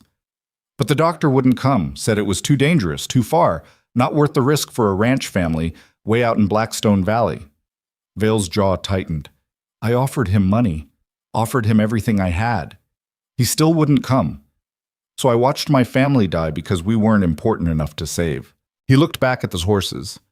When I saw you 4 on that auction block, about to be sold off and split apart because nobody with power cared enough to stop it, I saw Sarah, saw Anna, saw every person the world decides isn't worth saving. His voice dropped. So yeah, I'm going to fight, and if I lose everything doing it, at least I'll lose knowing I tried. Evelyn didn't know what to say to that, didn't know how to respond to that kind of pain, that kind of conviction. We'll win, she said finally. We have to. Maybe, Vale said, but if we don't, you remember something. You 4 are worth fighting for, worth losing everything for. Don't let anyone, not your uncle, not some judge, not anyone, make you believe otherwise. He walked back toward the house, leaving Evelyn alone by the corral with the weight of his words settling over her shoulders like a heavy coat. Tomorrow, they'd leave for Topeka. Tomorrow, the real fight would begin. Tomorrow, they'd stand before a judge and argue for the right to choose their own future. But tonight, standing in the cold October darkness, Evelyn made herself a promise. Whatever happened in that courthouse, however the judge ruled, She wouldn't let Vale's sacrifice be for nothing. She wouldn't let her sisters be sent back to a man who'd sold them like livestock. She'd fight. She'd speak. She'd show the world that auction girls could be more than victims. And if the world didn't want to listen, she'd make it here anyway. The wind picked up, carrying the scent of coming winter and wood smoke and the vast emptiness of the prairie. In the distance, a coyote howled. Another answered. Evelyn pulled her coat tighter and walked back to the bunkhouse where her sister slept, already dreaming of whatever tomorrow would bring. The journey to Topeka took 2 days by wagon, and every mile felt like riding toward a cliff edge.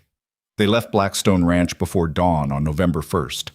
The wagon loaded with their few good clothes and the thick folders of documents Marsh had prepared.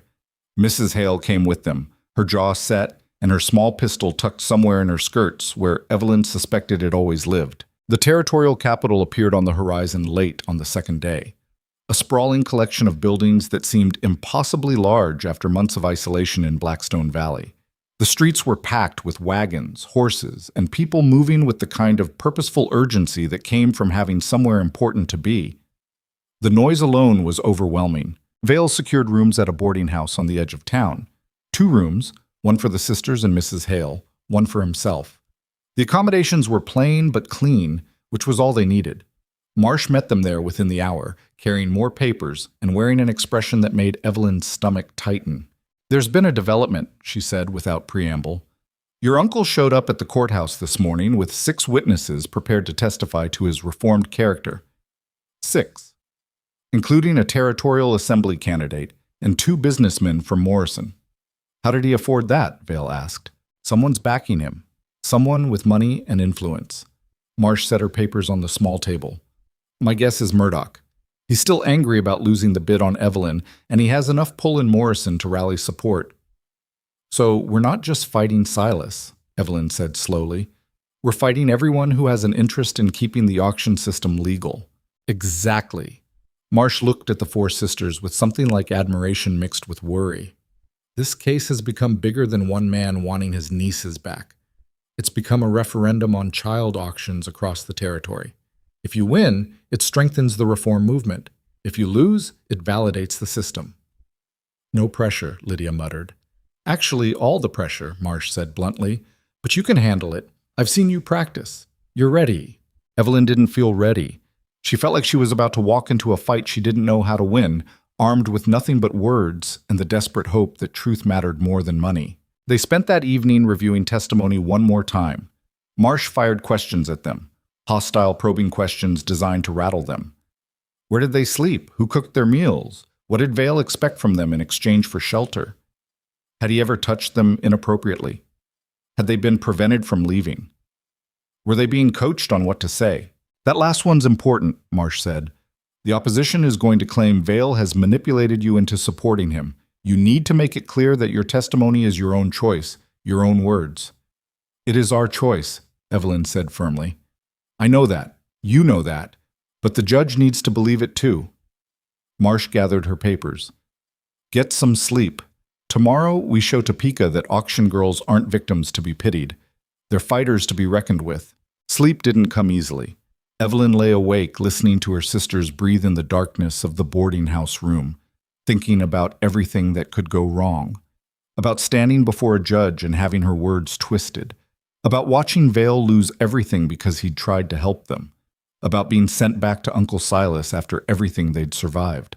Somewhere in the early hours, she finally drifted off into uneasy dreams of auction platforms and courtroom benches that blurred together until she couldn't tell which was which. Morning came too soon and too cold.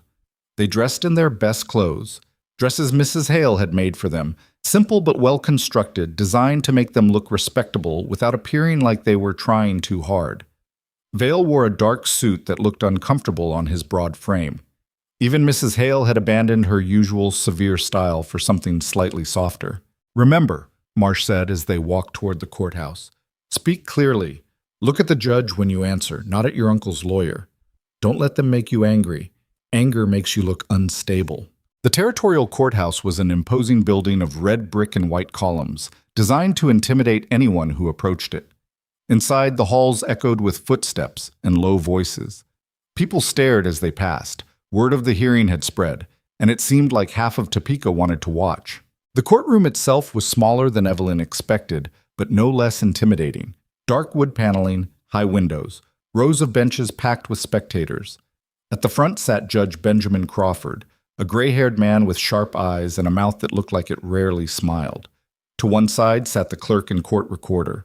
To the other, space for witnesses. And at the opposing table sat Uncle Silas. Evelyn almost didn't recognize him. He'd cleaned up, trimmed beard, pressed suit, clear eyes.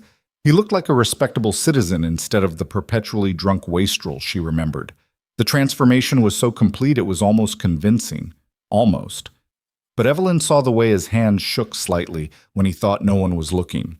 Saw the tension in his jaw that spoke of a man fighting hard to maintain control. Saw the calculation in his eyes when he looked at her and her sisters. Next to him sat his lawyer, a thin man with a pinched face named Herbert Gaines. And behind them, in the front row of spectators, sat Chester Murdoch with a smile that made Evelyn's skin crawl. "All rise for the Honorable Judge Benjamin Crawford," the clerk announced. Everyone stood. The judge took his seat and surveyed the packed courtroom with an expression of mild displeasure. "Be seated," he said. "This is a hearing to determine guardianship of 4 minor children, Evelyn, Lydia, Sadie, and June Harper. Mr. Gaines, you're representing the petitioner Silas Harper. Ms. Marsh, you're representing the current guardian Gideon Vale. Is that correct?" Both lawyers confirmed. "Then let's proceed. Mr. Gaines, call your first witness." What followed was a masterclass in manipulation. Gaines called witness after witness, each one painting a picture of Silas Harper as a reformed man who'd made a terrible mistake in a moment of grief and intoxication. The territorial assembly candidate testified that Silas had been attending temperance meetings regularly. A businessman claimed Silas had steady employment at his warehouse. A minister, the same one who'd condemned Vale in his sermon, testified that Silas had become a regular attendee at services and showed genuine remorse for his past actions. It was all lies, but lies delivered with such conviction that Evelyn could see some of the spectators nodding along. Then Gaines called Silas himself. Uncle Silas took the stand and proceeded to give a performance that would have impressed a theater company. He spoke of his grief after losing his brother, his struggle with drink, his terrible decision to place his nieces in the auction because he thought he couldn't care for them properly. And then, voice breaking at all the right moments, he spoke of his redemption, his recovery, his desperate desire to make amends by bringing his brother's children home where they belonged. "I was lost," Silas said, looking directly at the judge with what appeared to be genuine tears in his eyes. "Lost in grief and drink and poor judgment, but I found my way back. And all I've ever wanted, is to honor my brother's memory by caring for his daughters the way he would have wanted." Several people in the gallery made sympathetic noises. Judge Crawford's expression remained neutral, but Evelyn saw him making notes. Marsh stood for cross-examination. "Mr. Harper, you claim you've been sober for 3 months. Is that correct?" "Yes, ma'am." "And you attribute this sobriety to what exactly?" "To finally accepting that I had a problem and getting help for it." "I see.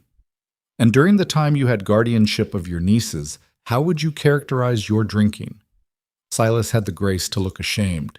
"It was bad. Real bad. I'm not proud of it." "Did you provide adequate food for the children?" "I did my best with what I had." "That's not what I asked. Did you provide adequate food?" A pause. "Not always."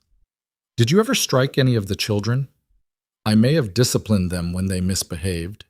"Disciplined meaning struck them?" "I never did nothing that wasn't my right as their guardian." Marsh let that statement hang in the air for a moment. "You're right, I see. Mr. Harper, do you remember the morning of April 7th, 1887? That was the auction day." "Yes. Do you remember your condition that morning?" "I was upset, grieving." "Were you drunk?" Silas hesitated. "I'd been drinking." "How much?" "I don't recall exactly." "You don't recall, but you were sober enough to sign legal documents placing your nieces on an auction block?"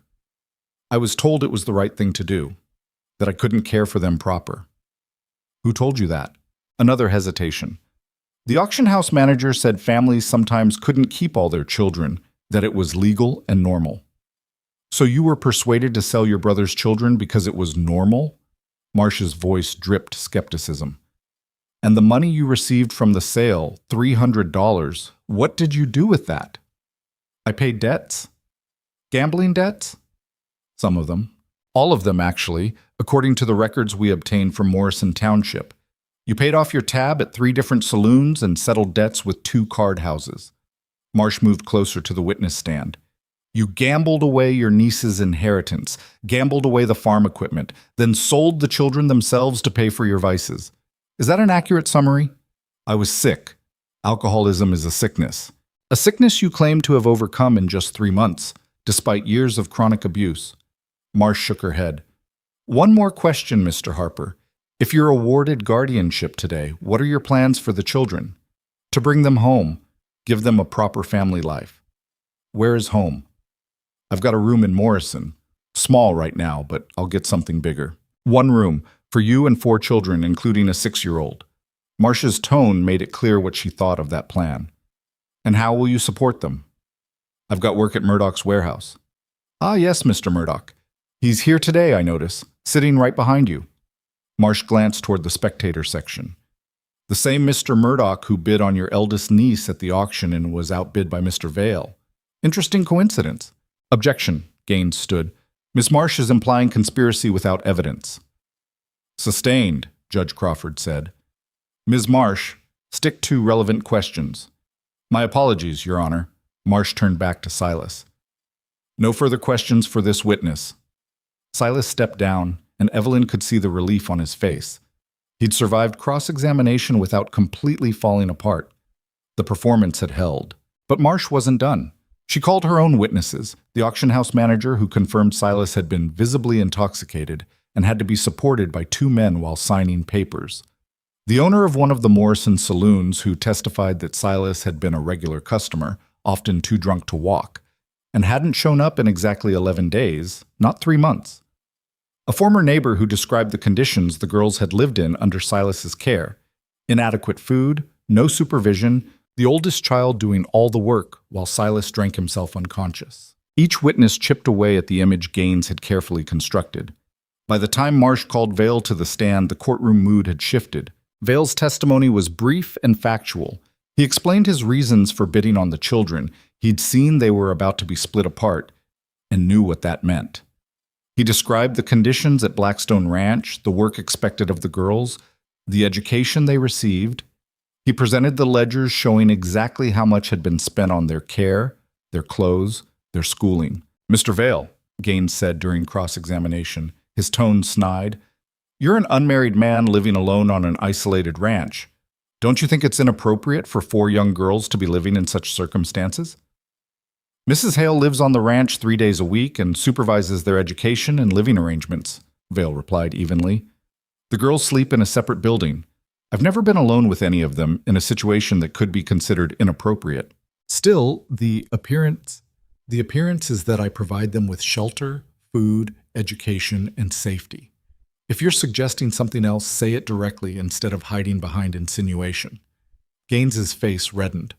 I'm suggesting that 4 girls living with an unrelated bachelor raises questions about propriety. And I'm suggesting that those questions say more about your mind than mine, Vale shot back. Judge Crawford intervened. Gentlemen, keep it civil. Mr. Gaines, do you have actual evidence of impropriety or just speculation? No evidence, Your Honor, but then move on. Gaines tried a few more angles, but Vale's testimony was unshakable. He admitted the work was hard, but maintained it was educational. He acknowledged the isolation, but pointed out that Mrs. Hale provided female supervision and the girls had each other. He made no apologies for his decisions and showed no sign of being intimidated by the formal setting. When he stepped down, Marsh called Mrs. Hale. Margaret Hale's testimony was perhaps the most powerful of the day. She detailed the girls' educational progress with the precision of a military commander giving a campaign report. She provided samples of their work, essays, mathematical proofs, historical analyses. She explained her teaching philosophy and her commitment to preparing them for independent futures.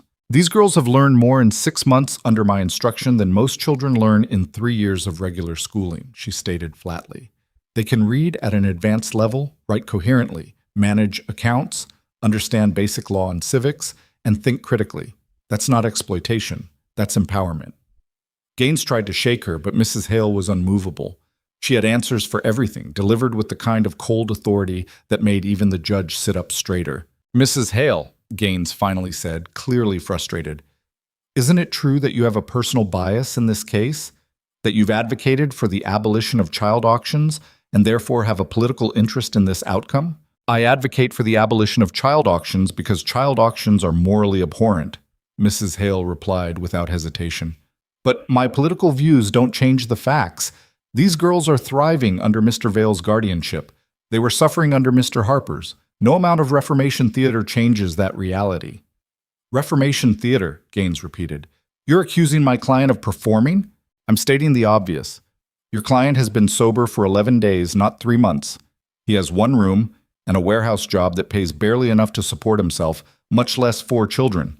And he has a financial backer sitting in this courtroom who has a vested interest in overturning this sale." Mrs. Hale looked directly at Murdoch. "Yes, Mr. Gaines, I'm accusing your client and his associates of performing, and not very convincingly." The courtroom erupted in murmurs. Judge Crawford banged his gavel. "Order. Mrs. Hale, that's enough editorializing. Mr. Gaines, do you have further questions for this witness?" "No, Your Honor." Mrs. Hale stepped down, her expression grimly satisfied. Then Marsh stood and said the words Evelyn had been dreading. "Your Honor, I'd like to call Evelyn Harper to the stand." The walk to the witness stand felt like walking through deep water. Every step took enormous effort. Evelyn was aware of every eye in the courtroom tracking her movement. Spectators, lawyers, the judge, her uncle, especially her uncle, watching with an expression she couldn't read. She took the oath with a voice that only trembled slightly, then sat in the wooden chair that felt too big and too exposed. Marsh started with easy questions, her name, her age, basic facts about her life before the auction. Then she moved into harder territory. "Evelyn, can you describe your living conditions under your uncle's guardianship?"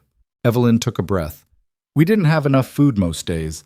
Uncle Silas spent what money we had on drink and gambling. I did most of the cooking and cleaning because he was usually too drunk to do anything. We wore the same clothes for weeks because we couldn't afford to wash them properly." "Did he ever strike you or your sisters?"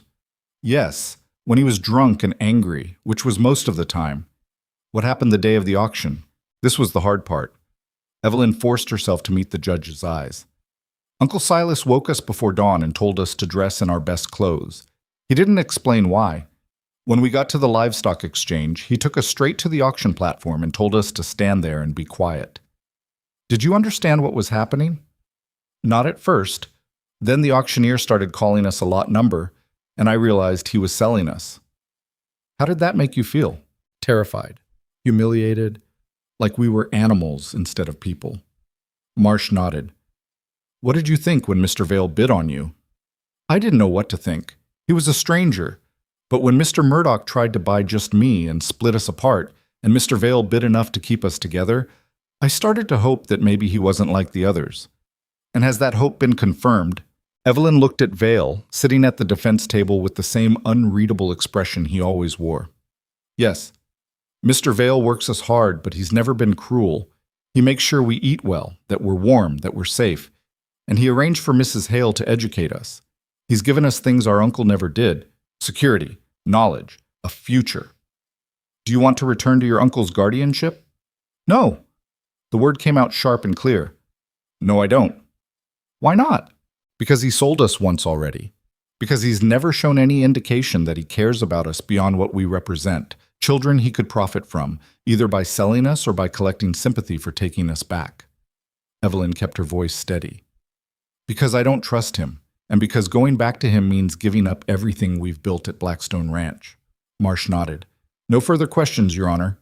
Gaines stood, and Evelyn braced herself. "Miss Harper," he began, his tone oily and false friendly. "You're 16 years old, is that correct?" "Yes." "So you're still a child, legally speaking, not old enough to make your own decisions about guardianship." "I'm old enough to know the difference between someone who hurts me and someone who helps me." "Are you?" "Because it seems to me that you've been living on an isolated ranch for months, cut off from normal society, under the influence of adults who have a vested interest in keeping you there. How do you know your perceptions aren't being manipulated?" Because I remember what life was like before. I remember being hungry, being scared, being hit, and I know that none of those things happen at Blackstone Ranch. But you work, don't you? Hard physical labor, isn't that a form of exploitation? It's a form of education. I've learned skills that will serve me the rest of my life.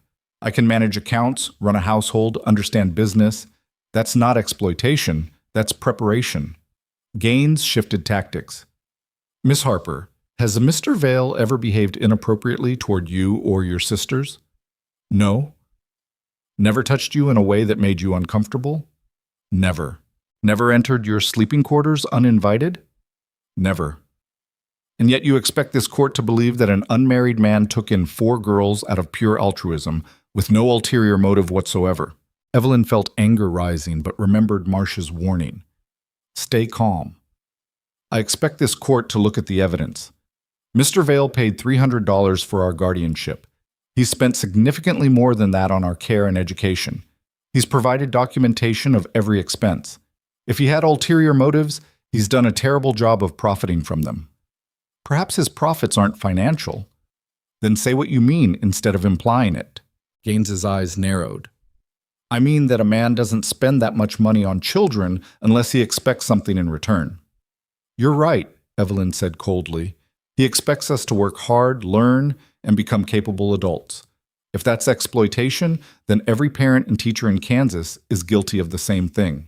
She could see Gaines getting frustrated. He tried several more approaches, suggesting she'd been coached, implying Vale had threatened her, questioning whether she really understood what was in her best interest. Evelyn deflected each one, her answers growing sharper and more confident as the cross-examination continued. Finally, Gaines played what he clearly thought was his winning card. Miss Harper, your uncle is your blood family. Don't you think children belong with their blood relatives? No, Evelyn said simply. I think children belong with people who care for them. Blood doesn't make family. Behavior does. So you're saying your uncle, who's here today trying to make amends, who's reformed his life and secured employment, who wants nothing more than to care for you, you're saying he's less qualified than a stranger who bought you at auction? I'm saying that words are cheap and actions matter.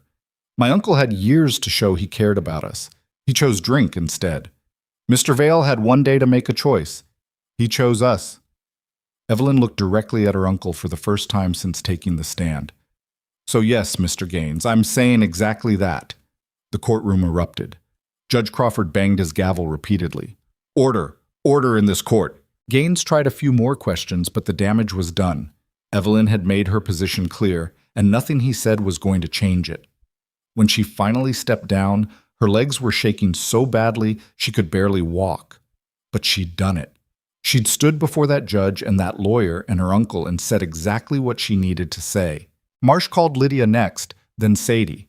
Their testimonies echoed Evelyn's, descriptions of life under Silas's care versus life at Blackstone Ranch, firm statements that they didn't want to return to their uncle, clear explanations of everything they'd learned and how they'd grown. Then it was June's turn. The little girl looked even smaller than usual in the witness chair, her feet dangling above the floor. But when Marsh asked her about life on the ranch, June's answer was clear and firm. I like it there. Mr. Vale teaches me about animals. Mrs. Hale reads to me. My sisters are happy. I don't want to leave. Gaines approached for cross-examination, and Evelyn felt her heart clench. Surely he wouldn't go after a 6-year-old with the same viciousness he'd shown her. He wouldn't, but he would try something worse. Manipulation disguised as kindness. June, sweetheart, he began in a syrupy voice. Do you remember your Uncle Silas? June nodded, her expression wary. He loves you very much, you know.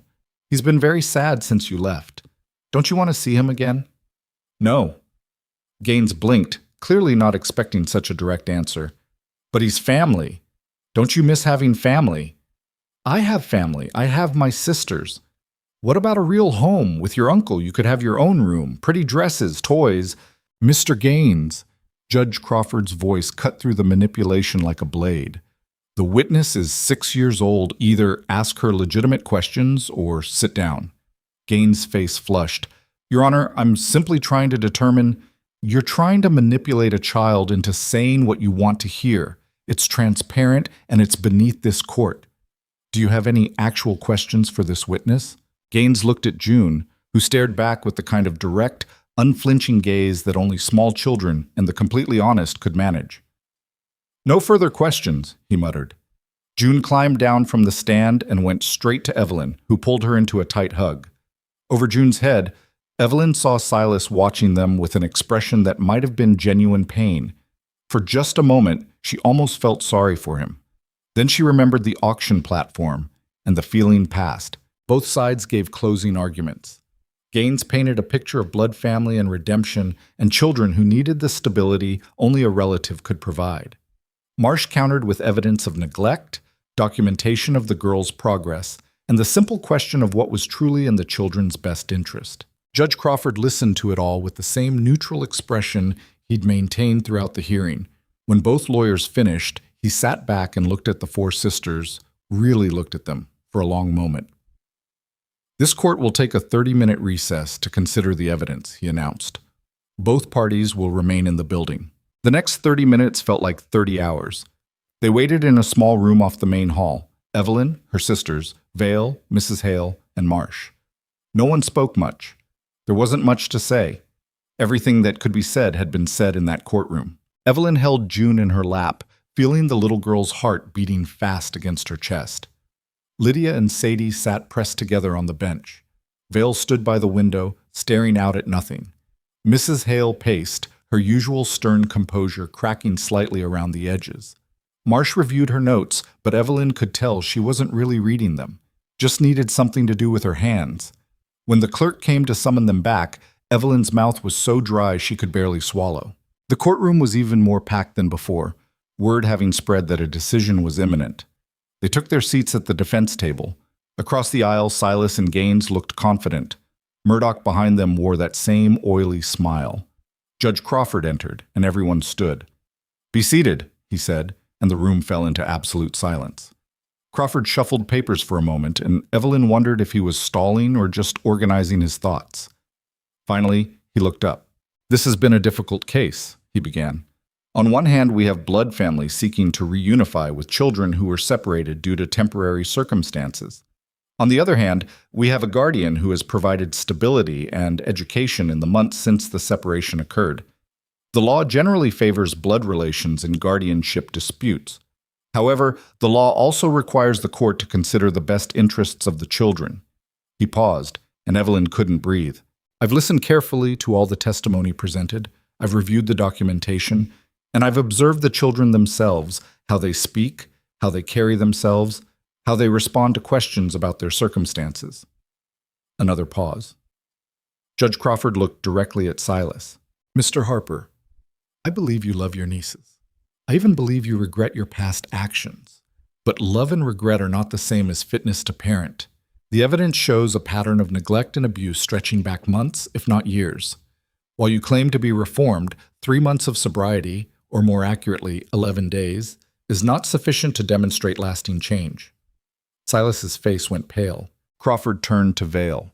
"Mr. Vale, your situation is unconventional. 4 girls living on a bachelor's ranch would normally raise concerns. However, the presence of Mrs. Hale as a supervisor, combined with the documented educational progress and improved living conditions, addresses many of those concerns. The children are clearly thriving under your guardianship." Evelyn's heart started to beat faster. "More importantly," Crawford continued, "I've heard from the children themselves, and while they are minors without legal standing to choose their guardian, their voices matter. They've made clear without hesitation or apparent coercion where they feel safe and where they want to remain." He looked at the 4 sisters, his stern expression softening slightly. "The law should protect children, not treat them as property to be transferred based on blood relations alone. These 4 young women, and yes, I use that term deliberately, have demonstrated intelligence, courage, and clear judgment about their own welfare." Judge Crawford straightened his papers with a decisive gesture. "Therefore, it is the ruling of this court that guardianship of Evelyn, Lydia, Sadie, and June Harper shall remain with Gideon Vale. The petition to transfer guardianship to Silas Harper is denied." The courtroom exploded. Silas lunged to his feet, shouting something Evelyn couldn't hear over the roar of voices. Murdoch looked like he'd swallowed poison. Spectators were yelling, some in approval, some in outrage. But Evelyn heard none of it. She was pulling her sisters into a crushing embrace, feeling Lydia's tears on her neck and Sadie's grip on her arm, and June's small body shaking with something between laughter and crying. They'd won. They'd actually won. Vale stood at the defense table, his expression unchanged, but Evelyn saw his hands gripping the wood hard enough to make his knuckles white. Mrs. Hale had her eyes closed, lips moving in what might have been a prayer or just relief too deep for sound. Judge Crawford was still speaking, his voice cutting through the chaos. Furthermore, I am recommending to the territorial legislature that they investigate the practice of child auctions throughout Kansas territory. The circumstances that brought these children to the auction block in the first place represent a failure of our social and legal systems. That failure must be addressed. He banged his gavel 3 times. This hearing is concluded. Court is adjourned. Marsh turned to them with tears streaming down her face. You did it. You actually did it. We all did it, Evelyn said, her voice shaking. Across the aisle, Gaines was trying to calm Silas, who looked like he might try to climb over the railing toward them. Murdoch had already left, not waiting to watch his investment in the case collapse.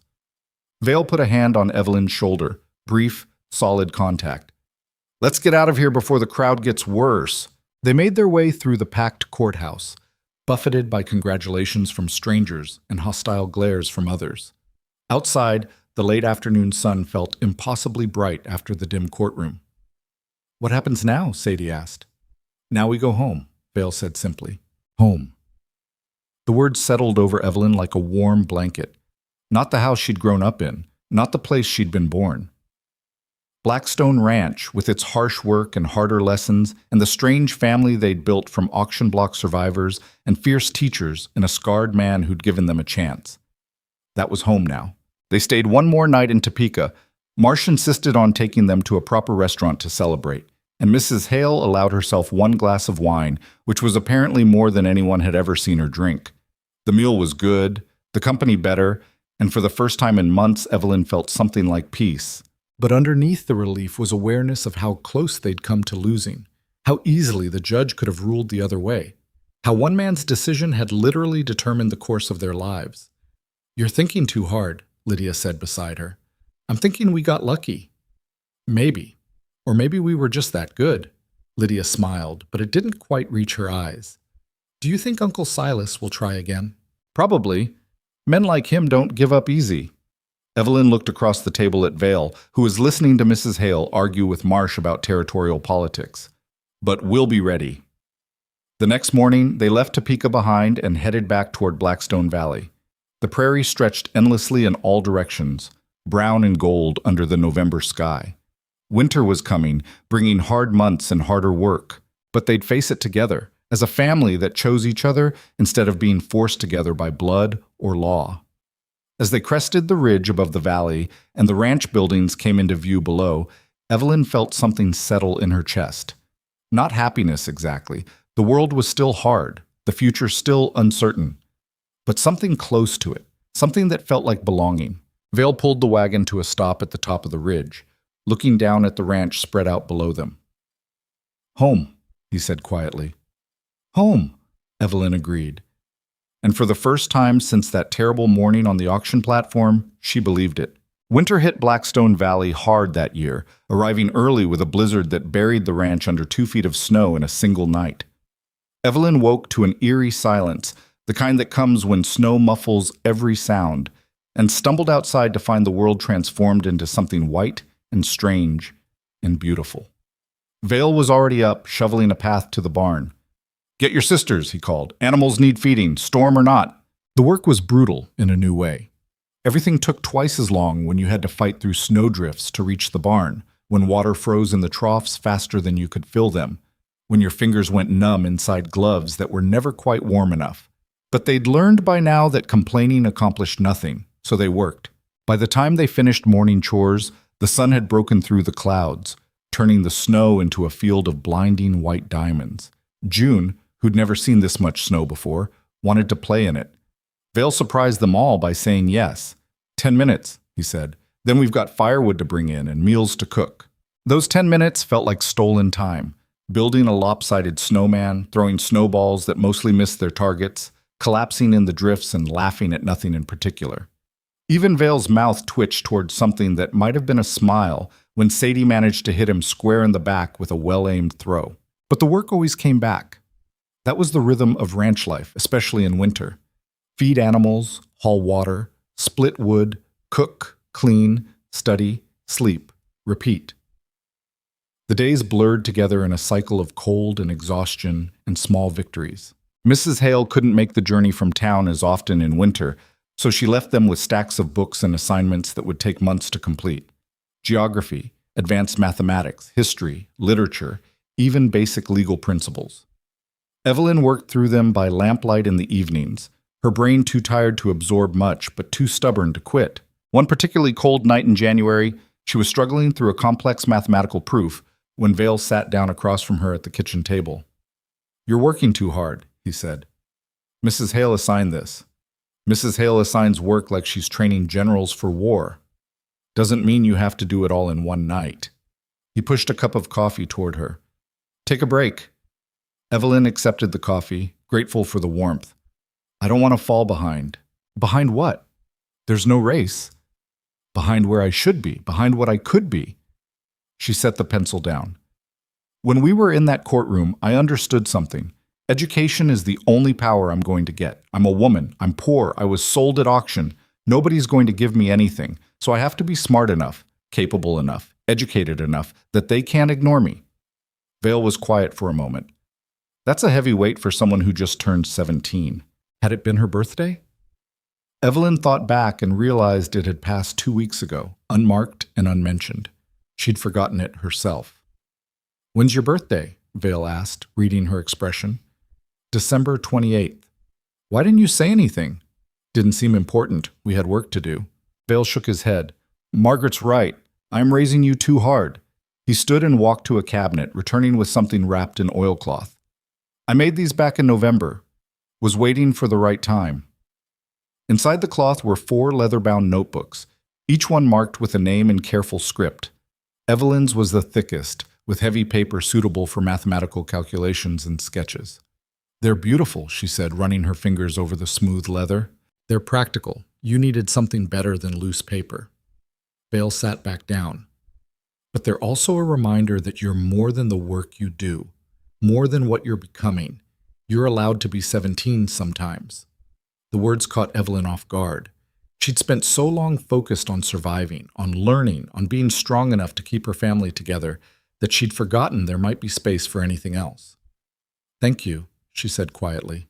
Vale nodded and returned to his own work, ranch accounts that never seemed to balance quite right. They sat in comfortable silence, the only sounds the scratch of pencils and the crackle of the fire and the wind howling outside. February brought a thaw, then another storm, then weeks of bitter cold that tested everyone's endurance. Sadie developed a cough that worried them all, until Mrs. Hale arrived with medicine and strict instructions about rest and warm liquids. Lydia slipped on ice and twisted her ankle badly enough that she couldn't walk without help for a week. One of the horses colicked and had to be watched around the clock to make sure he survived.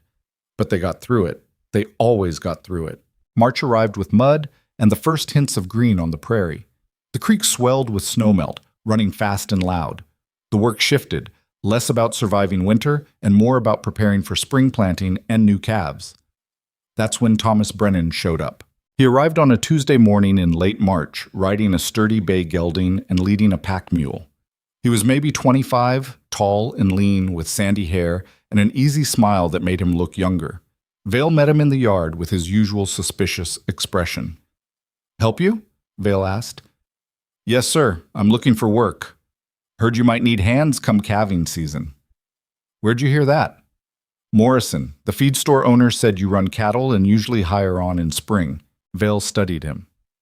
"You know cattle?" "Grew up on a ranch in Missouri. Worked cattle, horses, some farming.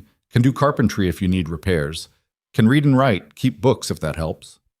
"Why'd you leave Missouri?" Brennan's smile faded slightly. "Family land got sold out from under us by the bank. Seemed like a good time to see what else was out there." Vale considered this. "Pay's not great, work's hard. You'd bunk in the barn and eat with us. No drinking, no gambling, no being stupid around my wards." "Your wards?" 4 girls. I'm their legal guardian. They live on this ranch and help run it. You have a problem with taking direction from women, you can ride back to Morrison right now. Brennan's eyebrows rose, but he nodded. No problem at all, sir. Then you're hired, trial basis for 2 weeks. You make it through that, we'll talk terms. They shook hands, and Evelyn watched from the barn doorway as Vale showed Brennan where he'd be staying. Another person on the ranch felt strange after months of just the 6 of them. But Vale was right. Calving season took more hands than they had, and the repairs needed on the far fence line were beyond what they could handle alone. Still, Evelyn felt wary. They'd built something here, something fragile and hard-won. She wasn't sure she wanted a stranger disrupting it. Her wariness lasted exactly 3 days. Brennan was good, not just capable, but genuinely skilled in ways that made even Vale's perpetual skepticism ease. He could rope a calf cleanly on the first throw, repair a broken wagon wheel in under an hour, and had a way with the horses that bordered on uncanny. He worked from dawn until dark without complaint and never made the kind of comments or assumptions about the sisters that Evelyn had been bracing for. Better still, he treated them like colleagues rather than children or oddities. When Evelyn questioned his method for calculating feed ratios, he explained his reasoning without condescension. When Lydia pointed out a better way to organize the tack room, he thanked her and implemented her suggestion. When June followed him around asking endless questions about horses, he answered each one with patience. By the end of his trial period, even Evelyn had to admit he fit. You're staying, Vale told him on a Sunday morning. Standard wages plus room and board. You'll help with calving, fencing, any other work that needs doing. Thank you, sir. Brennan glanced toward where the sisters were doing laundry by the creek. Can I ask you something? You can ask. Those girls, the way people in town talk about them. He trailed off, clearly trying to find diplomatic words. They talk like the girls are property or victims or worse, Vale finished bluntly. They're wrong. The girls work this ranch as partners. They're educated better than most men in this territory, and they've survived things that would break grown adults. Anyone who has a problem with that can take it up with me. Brennan nodded slowly. I just wanted to understand the situation. Make sure I wasn't stepping into something complicated. Everything's complicated. Question is whether you can handle it. I think I can. Then we're done talking. But Evelyn noticed that Brennan kept watching them work, kept observing how they interacted with Vale and Mrs. Hale, kept trying to figure out the unusual household he'd joined. She couldn't decide if his interest was curiosity or something else.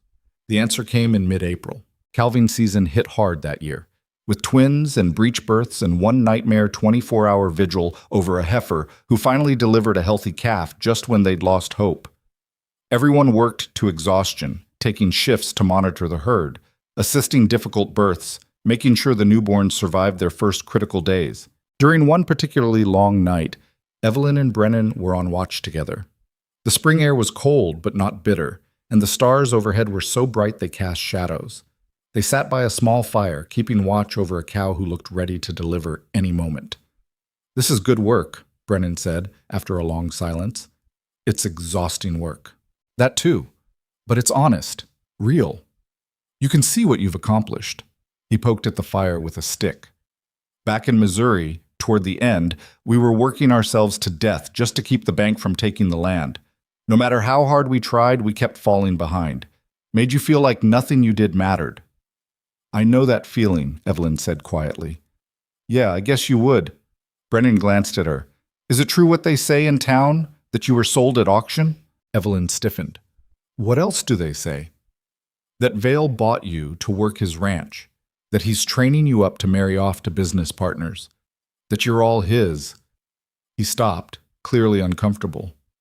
His what? Say it. I don't believe it. Say it anyway. That you're his mistresses, that he's keeping you here for... Brennan broke off.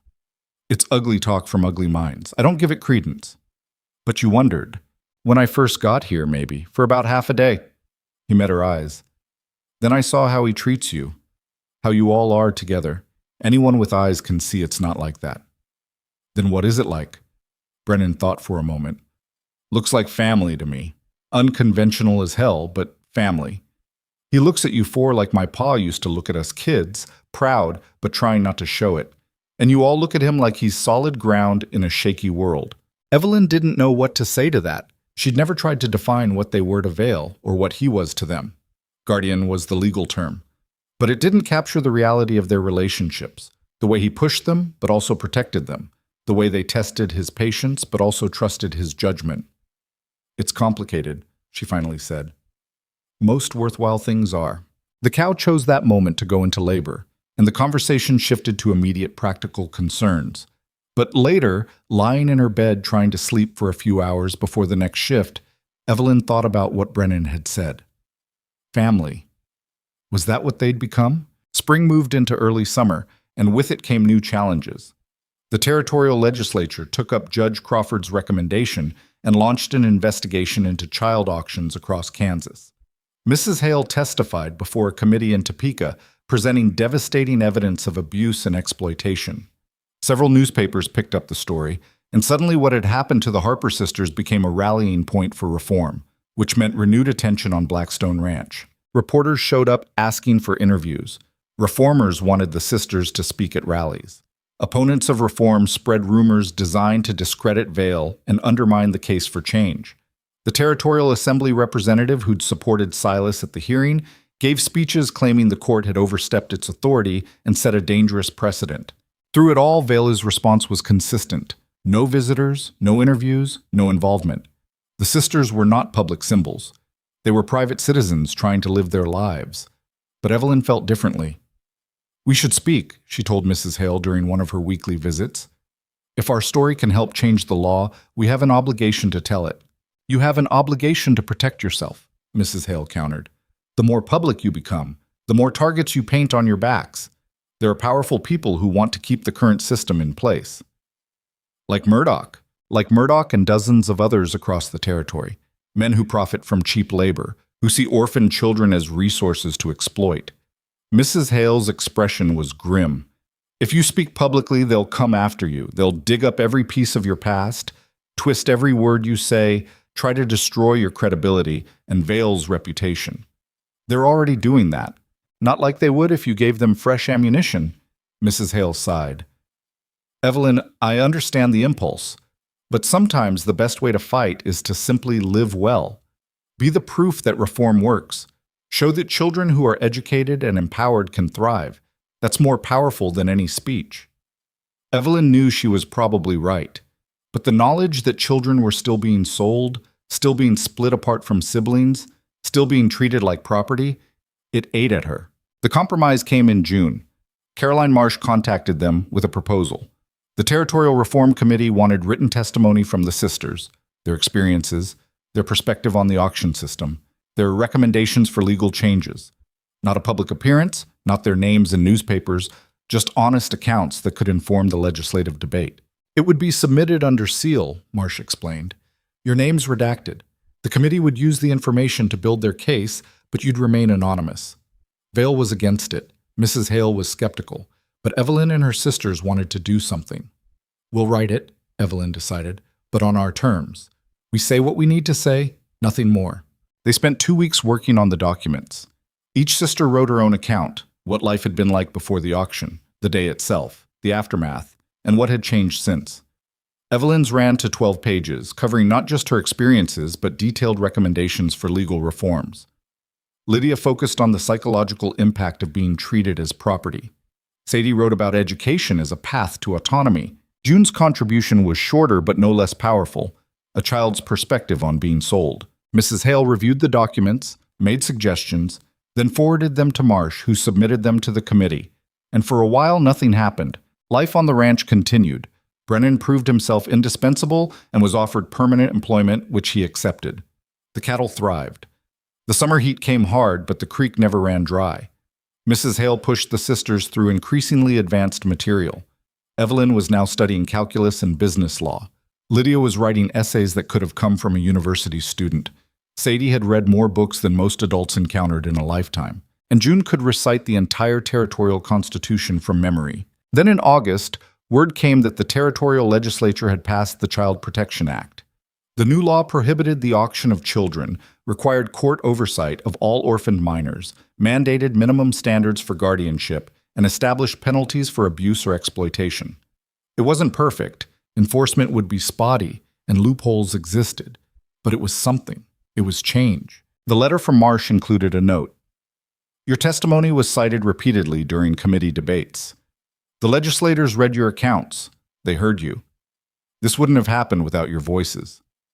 That night, Vale opened a bottle of whiskey he'd been saving for years. He poured small measures for everyone, including the sisters. To change, Mrs. Hale said, raising her glass. To justice, Marsh added, who'd made the journey to celebrate with them. To family, Brennan offered. They all drank, the whiskey burning Evelyn's throat but warming her chest. She looked around the kitchen at this strange collection of people who'd somehow become the most important relationships in her life. Vale with his scars and silence, Mrs. Hale with her fierce intelligence, Marsh with her commitment to reform, Brennan with his steady presence, and her sisters, who'd survived everything alongside her. We did it, Sadie said softly. We did, Evelyn agreed. But even as they celebrated, she felt the weight of unfinished business. The law had changed, but the world hadn't. There were still children suffering, still families being torn apart, still people who viewed the vulnerable as resources to exploit. One victory didn't mean the war was over. As summer turned to fall, life settled into a new rhythm. The sisters were older now, more capable, more confident. Lydia turned 15 and started helping Brennan with the horses in ways that made Vale raise an eyebrow, but say nothing. Sadie turned 13 and announced she wanted to become a teacher like Mrs. Hale. June turned 7 and could ride better than most adults. And Evelyn turned 17 and a half, though nobody marked that particular milestone, and found herself increasingly involved in the actual business decisions of the ranch. Vale consulted her on feed purchases, cattle sales, budget allocation. She sat in on negotiations with buyers and noticed that her presence often made the men uncomfortable, which Vale seemed to find amusing. They don't know what to make of you, he said after one particularly awkward meeting. Young woman who can discuss market trends and calculate profit margins on the spot. Breaks their brains. Good, Evelyn said. One afternoon in late September, Brennan asked if he could speak with Evelyn privately. They walked to the ridge above the ranch where the view stretched forever across the prairie. I need to tell you something, he started, then stopped. You're leaving, Evelyn guessed. Ranch hands always left eventually. No, well, not unless you want me to after I say this. Brennan looked genuinely nervous, which was so unlike his usual calm demeanor that Evelyn felt her own anxiety spike. I've been here 6 months now, and I've watched you work. Watched you handle the books and manage the cattle and stand up to buyers twice your age. Watched you study every night like the information might disappear if you don't absorb it fast enough. Is there a point to this? The point is that I admire you, respect you, more than that actually. He took a breath. I know I'm just a hired hand. I know you're Vale's ward, and there's probably rules about this. But I wanted you to know, in case it matters. Evelyn stared at him, her mind racing. She hadn't expected this, hadn't thought about Brennan as anything other than a colleague. But now that he'd said it, she realized she'd been aware of him in ways she hadn't acknowledged. The way he explained things without condescension, the way he listened when she talked, the way he treated her sisters with genuine respect. I don't know what to say, she admitted. You don't have to say anything. I wanted to be honest, figured you deserved that. Brennan shoved his hands in his pockets. I'm not asking for anything. Not expecting anything, just wanted you to know where I stand. They stood in silence for a while, watching the sun drop toward the horizon. Finally, Evelyn spoke. I appreciate your honesty, and I need time to think about this. Take all the time you need. They walked back to the ranch, and Evelyn's mind was full of questions she didn't have answers for. She'd been so focused on survival, on education, on protecting her family, that she hadn't thought about what came after. What her life might look like beyond the ranch, whether she wanted anything beyond the work and study that filled her days. That night, she talked to Lydia about it. Do you like him? Lydia asked. I respect him. He's good at his work. He treats us well. That's not what I asked. Evelyn thought about it. I don't know. I've never thought about liking anyone that way. Never had time for it. Maybe that's the problem. You're so busy preparing for the future that you're not living in the present. Lydia was braiding her hair, her hands moving with practiced ease. You're 18 next year. Most girls your age are thinking about courting and marriage. Most girls my age weren't sold at auction. True, But that doesn't mean you have to shut yourself off from everything normal. Lydia tied off the braid. Brennan's a good man. You could do worse. I could also do nothing, stay focused on what matters. And what matters? Keeping us together, building something stable, making sure what happened to us doesn't happen to other children. All worthy goals, Lydia agreed. But Evelyn, you're allowed to want things for yourself too. You're allowed to be happy. Evelyn didn't have an answer for that. The question lingered through October and into November. Brennan didn't push, didn't treat her differently, just continued being his steady, reliable self, which somehow made it harder to ignore what he'd said. Then November 3rd arrived, the anniversary of the court hearing that had determined their fate. Vale marked the occasion by doing something completely unexpected. He gathered them all in the kitchen after evening chores and pulled out a stack of legal documents. I've been talking to Marsh about something, he said, about making this official in a way that goes beyond guardianship papers. What do you mean? Evelyn asked. I mean adoption. Legal adoption, with all four of you taking the Vale name if you want it. He spread the papers on the table. You'd be my daughters, not my wards. Full rights of inheritance, full family status. If something happens to me, the ranch goes to you. If any of you want to leave when you're of age, you leave with resources and my name behind you, which counts for something in this territory. Silence filled the kitchen. Why? Sadie finally asked. Because guardianship expires when you reach majority age. Adoption doesn't, because I want there to be no question about where you belong or who you belong with. Vale looked uncomfortable with the emotion behind the words.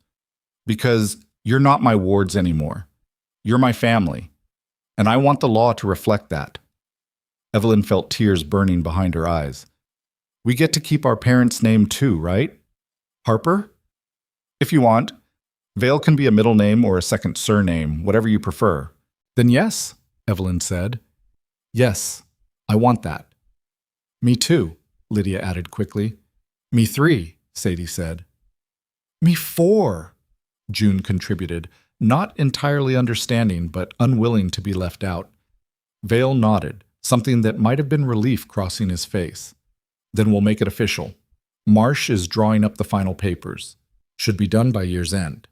Mrs. Hale, who'd been uncharacteristically quiet, spoke up. You're doing the right thing, Gideon. I'm doing the necessary thing, Vale corrected. But his eyes were soft when he looked at the 4 sisters. That night, Evelyn lay awake thinking about names and belonging, and what it meant to be claimed by choice rather than blood. She thought about her parents, who she still missed with an ache that time hadn't quite dulled. Thought about whether they'd approve of this strange new family she'd become part of. She thought they would. Her mother had been practical above all else. She would have wanted her daughters safe and educated and loved, regardless of how unconventional the arrangement. And her father, quiet, steady, hardworking, would have respected Vale's commitment, would have appreciated the way he prepared them for difficult futures. They would have approved. December brought early snow and the completion of adoption papers, and a Christmas that felt different from any Evelyn had experienced before. Mrs. Hale brought gifts, books for everyone, practical but chosen with care. Brennan carved small wooden horses for June and a beautiful box for Sadie's growing collection of pressed flowers. Vale gave them each new winter coats, properly fitted and warm. And Evelyn realized, sitting around the fire on Christmas night with food in her belly and her family around her and the prairie wind howling outside, that she was happy. It wasn't the dramatic happiness of storybooks. It was quieter than that, more solid, the happiness that came from having survived and built something worth keeping. On New Year's Eve, as 1888 prepared to become 1889, Brennan asked Evelyn if she'd thought about what he'd said back in September. I have, she told him, and I think I'd like to see where this goes, slowly, without any rush or expectations. Brennan's smile was worth the months of uncertainty. Slowly works for me. They stood on the porch watching stars appear in the darkening sky, and Evelyn felt something shift inside her. Not love, not yet, but the possibility of it. The recognition that her life could include things beyond survival and struggle, that maybe, after everything, she deserved that. Inside the house, her sisters were laughing at something Vale had said. Mrs. Hale was arguing with Marsh about territorial politics. The fire crackled. The coffee smelled rich and dark. Home, Evelyn thought. This is what home feels like. And standing there on the porch of Blackstone Ranch as one year ended and another began, surrounded by the family she'd chosen and been chosen by, Evelyn Harper Vale finally let herself believe in futures worth planning for. The new year brought changes that rippled through Kansas territory like water finding its level. The Child Protection Act took effect in January, and suddenly county courts were flooded with guardianship reviews and placement disputes. Some children were removed from abusive situations. Others found themselves caught in legal limbo while officials tried to figure out how to implement the new requirements. Mrs. Hale brought news from Topeka during her first visit of 1889.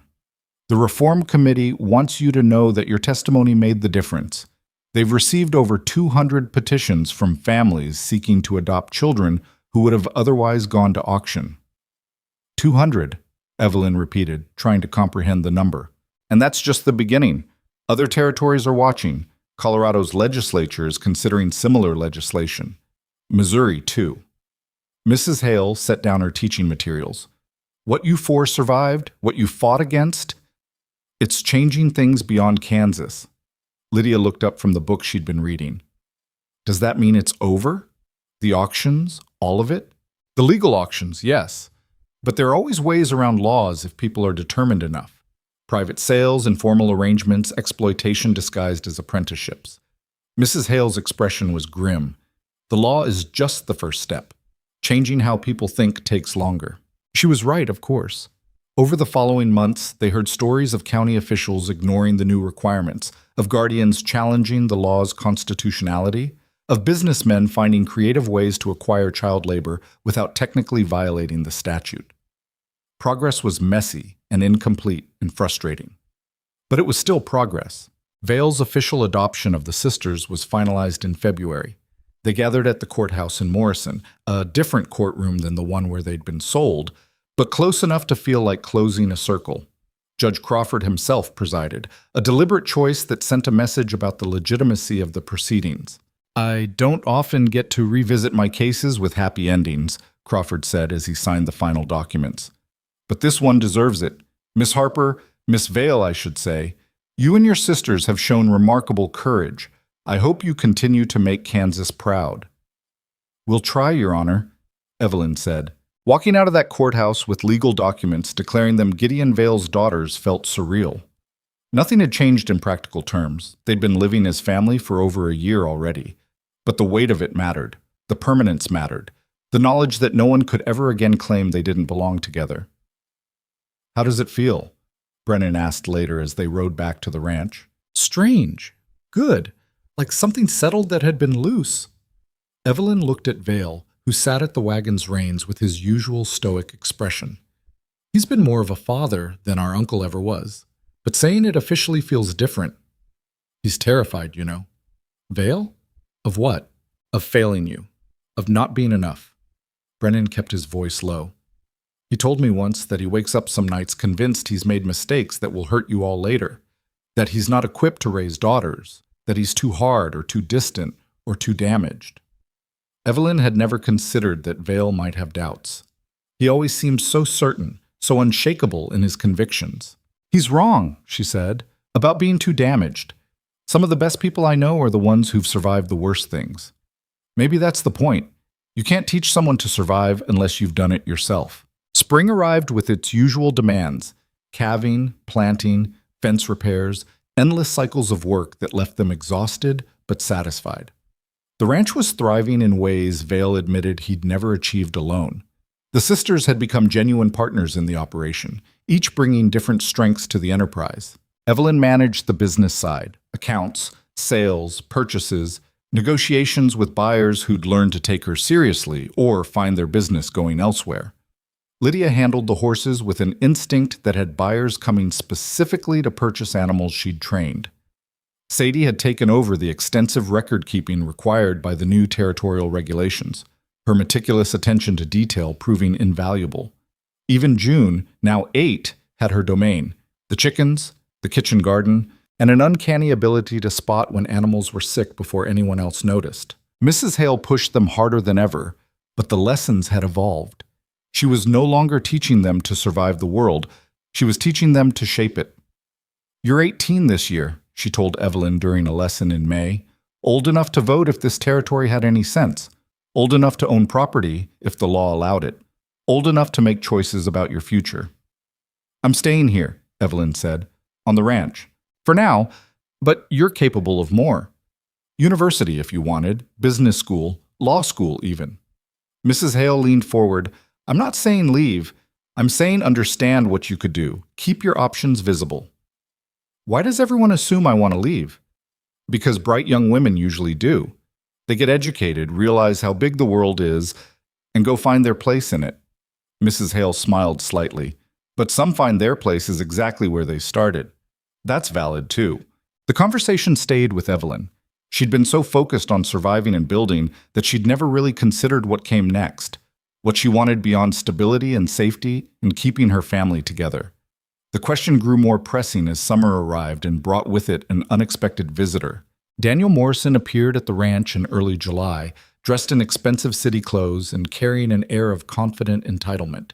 He was maybe 30, handsome in a practiced way, and introduced himself as the son of Morrison Township's founder. I've heard remarkable things about this ranch, he said to Vale, about your business acumen, about your unconventional household. If you're here to cause trouble, Vale started. Not at all. I'm here with a business proposition. Morrison smiled. I represent a consortium of investors interested in expanding cattle operations across Kansas. We're looking for successful ranchers to partner with, provide capital for expansion in exchange for partial ownership. I don't need partners. Everyone needs capital, Mr. Vale. We could triple your herd size, improve your facilities, connect you with premium buyers in Chicago and St. Louis. Morrison's gaze drifted to where Evelyn was working with account books at the porch table. I understand your eldest ward, daughter, I should say, handles your business affairs? Miss Vale assists with accounting, Vale said carefully. Impressive. I'd love to discuss the opportunity with her as well, if she's amenable. Vale looked at Evelyn, deferring to her judgment. She closed the ledger and stood. I'm amenable to listening, Mr. Morrison, but I make no promises. What followed was 3 hours of Morrison laying out his proposal, showing projected returns, explaining the benefits of partnership. On paper, it looked compelling. The capital injection would allow them to expand in ways they couldn't afford otherwise. The connections to major markets would increase their profit margins significantly. But something about Morrison made Evelyn's instincts prickle. It's a generous offer, she said when he finished. We'll need time to review it properly. Of course. I'll be in Morrison for the next week. Morrison handed her an engraved card. Perhaps we could discuss it over dinner. The hotel in town serves an adequate meal. Perhaps, Evelyn said noncommittally. After Morrison left, Vale and Evelyn sat on the porch reviewing his proposal. What do you think? Vale asked. I think it sounds too good. Nobody offers that much capital without expecting something specific in return. My thought exactly. Vale flipped through the contract. The terms give them 40% ownership. That's not a partnership. That's them buying control. And look at this clause about operational decisions. They'd have approval rights over major purchases, sales, and staffing. Evelyn pointed to the fine print. We'd be running this ranch by committee. So we decline. We decline, Evelyn agreed. But Morrison didn't take no easily. He returned 3 days later with a revised offer. Better terms, less controlling language, more attractive financial projections. When they declined again, he came back with a third version. Why is he so insistent? Lydia asked after Morrison's fourth visit. Because there's something here he wants beyond cattle and profits, Evelyn said. I just haven't figured out what. The answer came in late July, when Brennan returned from town with troubling news. Morrison's been asking questions about you, he told Evelyn. About your testimony to the Reform Committee, about your role in the Child Protection Act, about your education and business knowledge. Why would he care about any of that? Because his consortium isn't just buying ranches, they're buying political influence. Brennan's expression was serious. Word in town is they want to roll back the reforms, make it easier to acquire cheap labor again, and they think having you on their side, the girl who testified against auctions, now supporting their business, would give them credibility.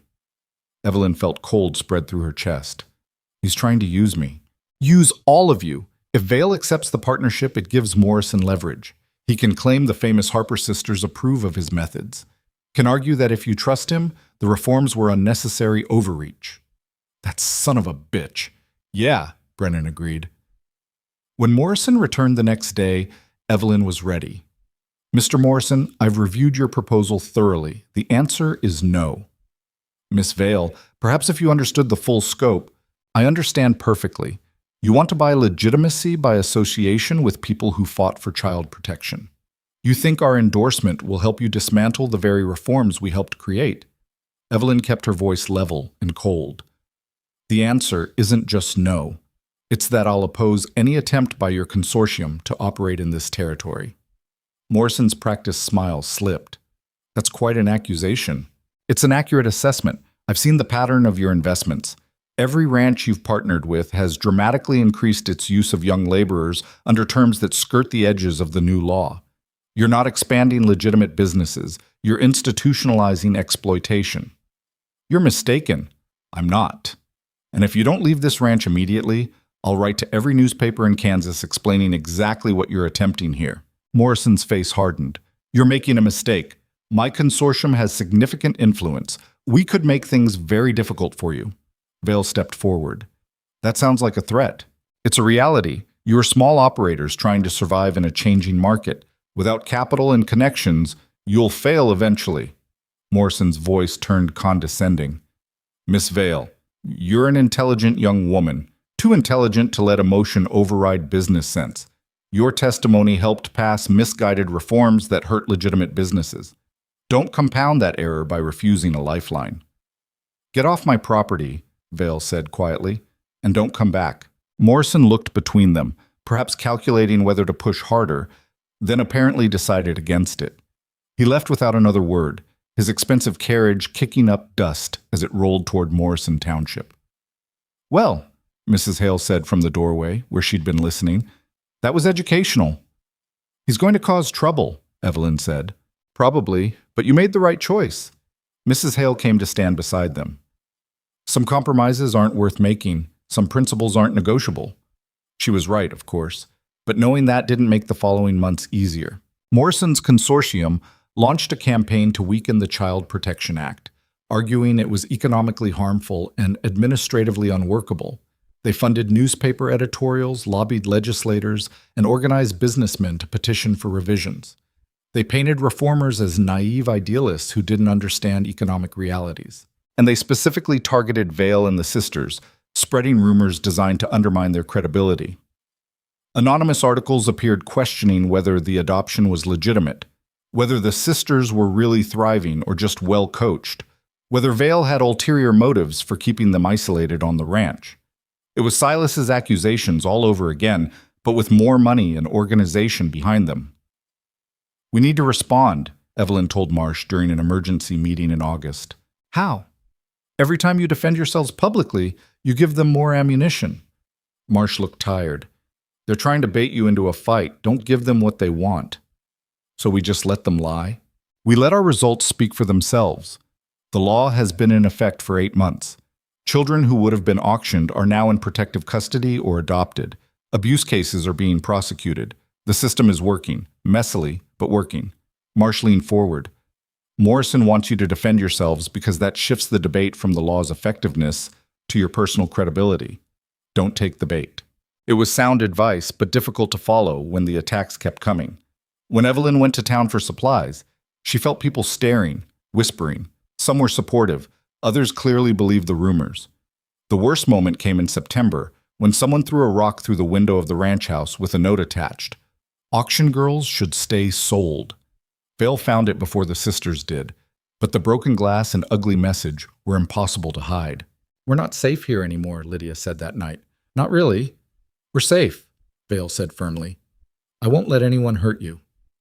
You can't be everywhere, can't stop everyone. Lydia's voice shook. Maybe we should leave. Go somewhere nobody knows us. And let them win? Sadie shook her head. Let them drive us out? Better driven out than... Lydia stopped, but they all knew what she wasn't saying. Evelyn felt rage and fear warring in her chest. They'd fought so hard to build this life.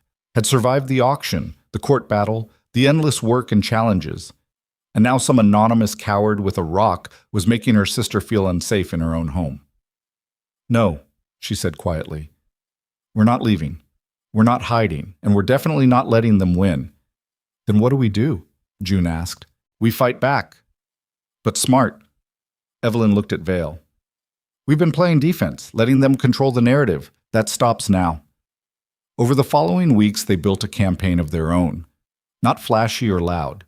They didn't have the resources for that, but methodical and effective. Marsh filed formal complaints against Morrison's consortium, documenting every instance where their ranches violated the Child Protection Act.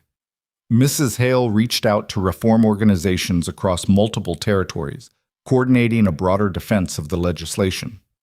Vale made contact with other ranchers who'd refused Morrison's partnership offers, building a coalition of independent operators. And Evelyn did something she'd been avoiding. She wrote an article, not a defense of herself or her family, not a response to the attacks.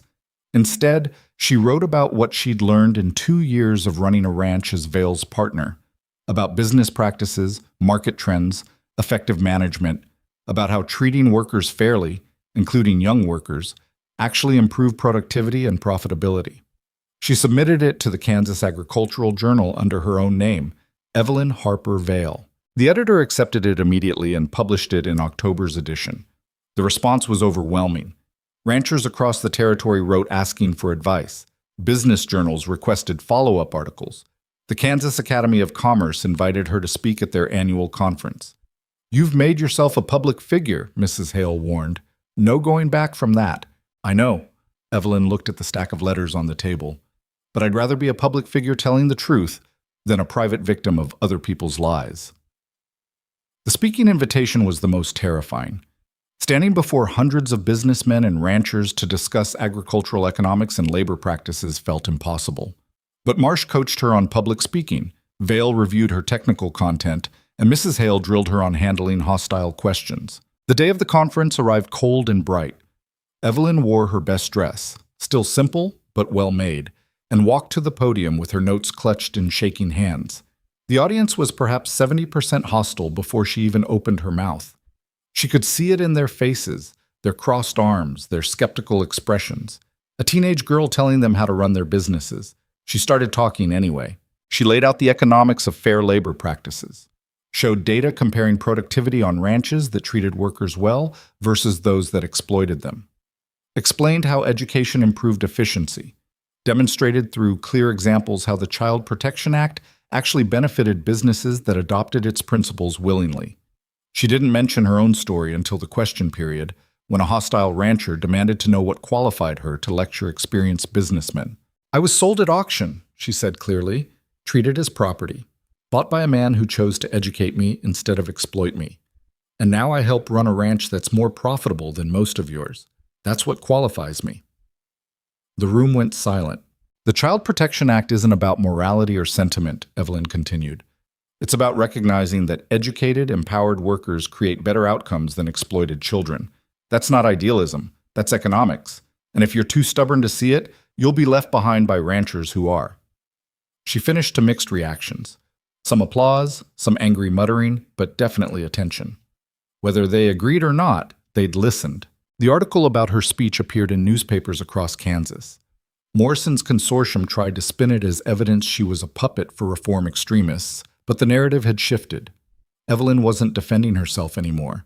She was making a business case they couldn't easily dismiss. Other voices joined the conversation.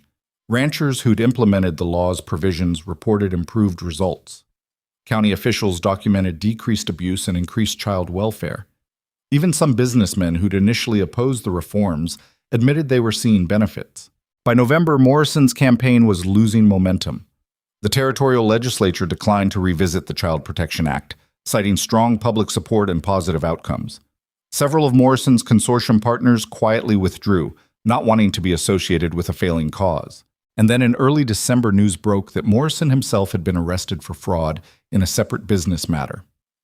The investigation into his cattle consortium revealed extensive financial irregularities and illegal labor practices. "It's over," Marsh told them when she brought the news. "Morrison's finished. The consortium is collapsing, and the Child Protection Act is secure, at least for now. For now, Evelyn repeated. For now is all we ever get, Marsh said, but it's enough. Christmas that year felt different than any before. The ranch was fully established, profitable, and respected across the territory. The sisters were thriving in ways that would have seemed impossible 2.5 years earlier. Lydia, now 16, had received acceptance to a special program at the Territorial Academy's equine facility. She'd leave in spring to study advanced horse training and management, though she'd return summers to work the ranch. Sadie, 14, had been offered an apprenticeship with a teacher in Morrison, preparing to become an educator herself. She'd accepted, eager to pass on what Mrs. Hale had given her. June, 8 and fierce, had announced she wanted to become a veterinarian. Vale had found a retired animal doctor willing to start teaching her basics. And Evelyn, 18 now and legally an adult, had decided to stay on the ranch as Vale's full partner. Not because she had no other options. Universities had reached out, business journals wanted regular columns, reform organizations sought her involvement, but because this was where she wanted to be. "You're sure?" Vale asked her on Christmas Eve as they stood on the porch watching snow fall across the valley. "I'm sure. This is home. This is family. This is where I can do the most good." Evelyn looked at him. "Besides, you need someone to keep the books while you're getting old and forgetful." Vale snorted. "I'm 45, not ancient." "Ancient enough." They stood in comfortable silence for a while. Inside, they could hear Lydia playing a tune Mrs. Hale had taught her, Sadie reading to June, Brennan's low laugh at something someone said. "I never thanked you properly," Evelyn said quietly. "For what?" "For seeing us on that platform and deciding we were worth $300. For taking us in. For teaching us that work could be empowering instead of exploiting. For fighting the whole territory when they tried to take us back." She looked at him directly. "For being the father we needed when we thought we'd lost all our family." Vale's expression shifted, something between grief and gratitude and the kind of love that didn't need words. "You four saved me as much as I saved you. Maybe more." "How do you figure?" "After Anna and Sarah died, I stopped living. Just existed.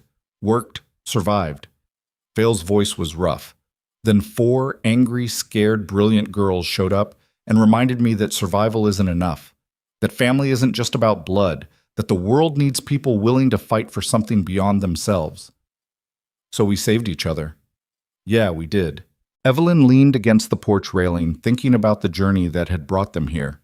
From that terrible morning on the auction platform to this moment of peace and belonging. About everything they'd survived and learned and built. "Do you think we changed anything?" she asked.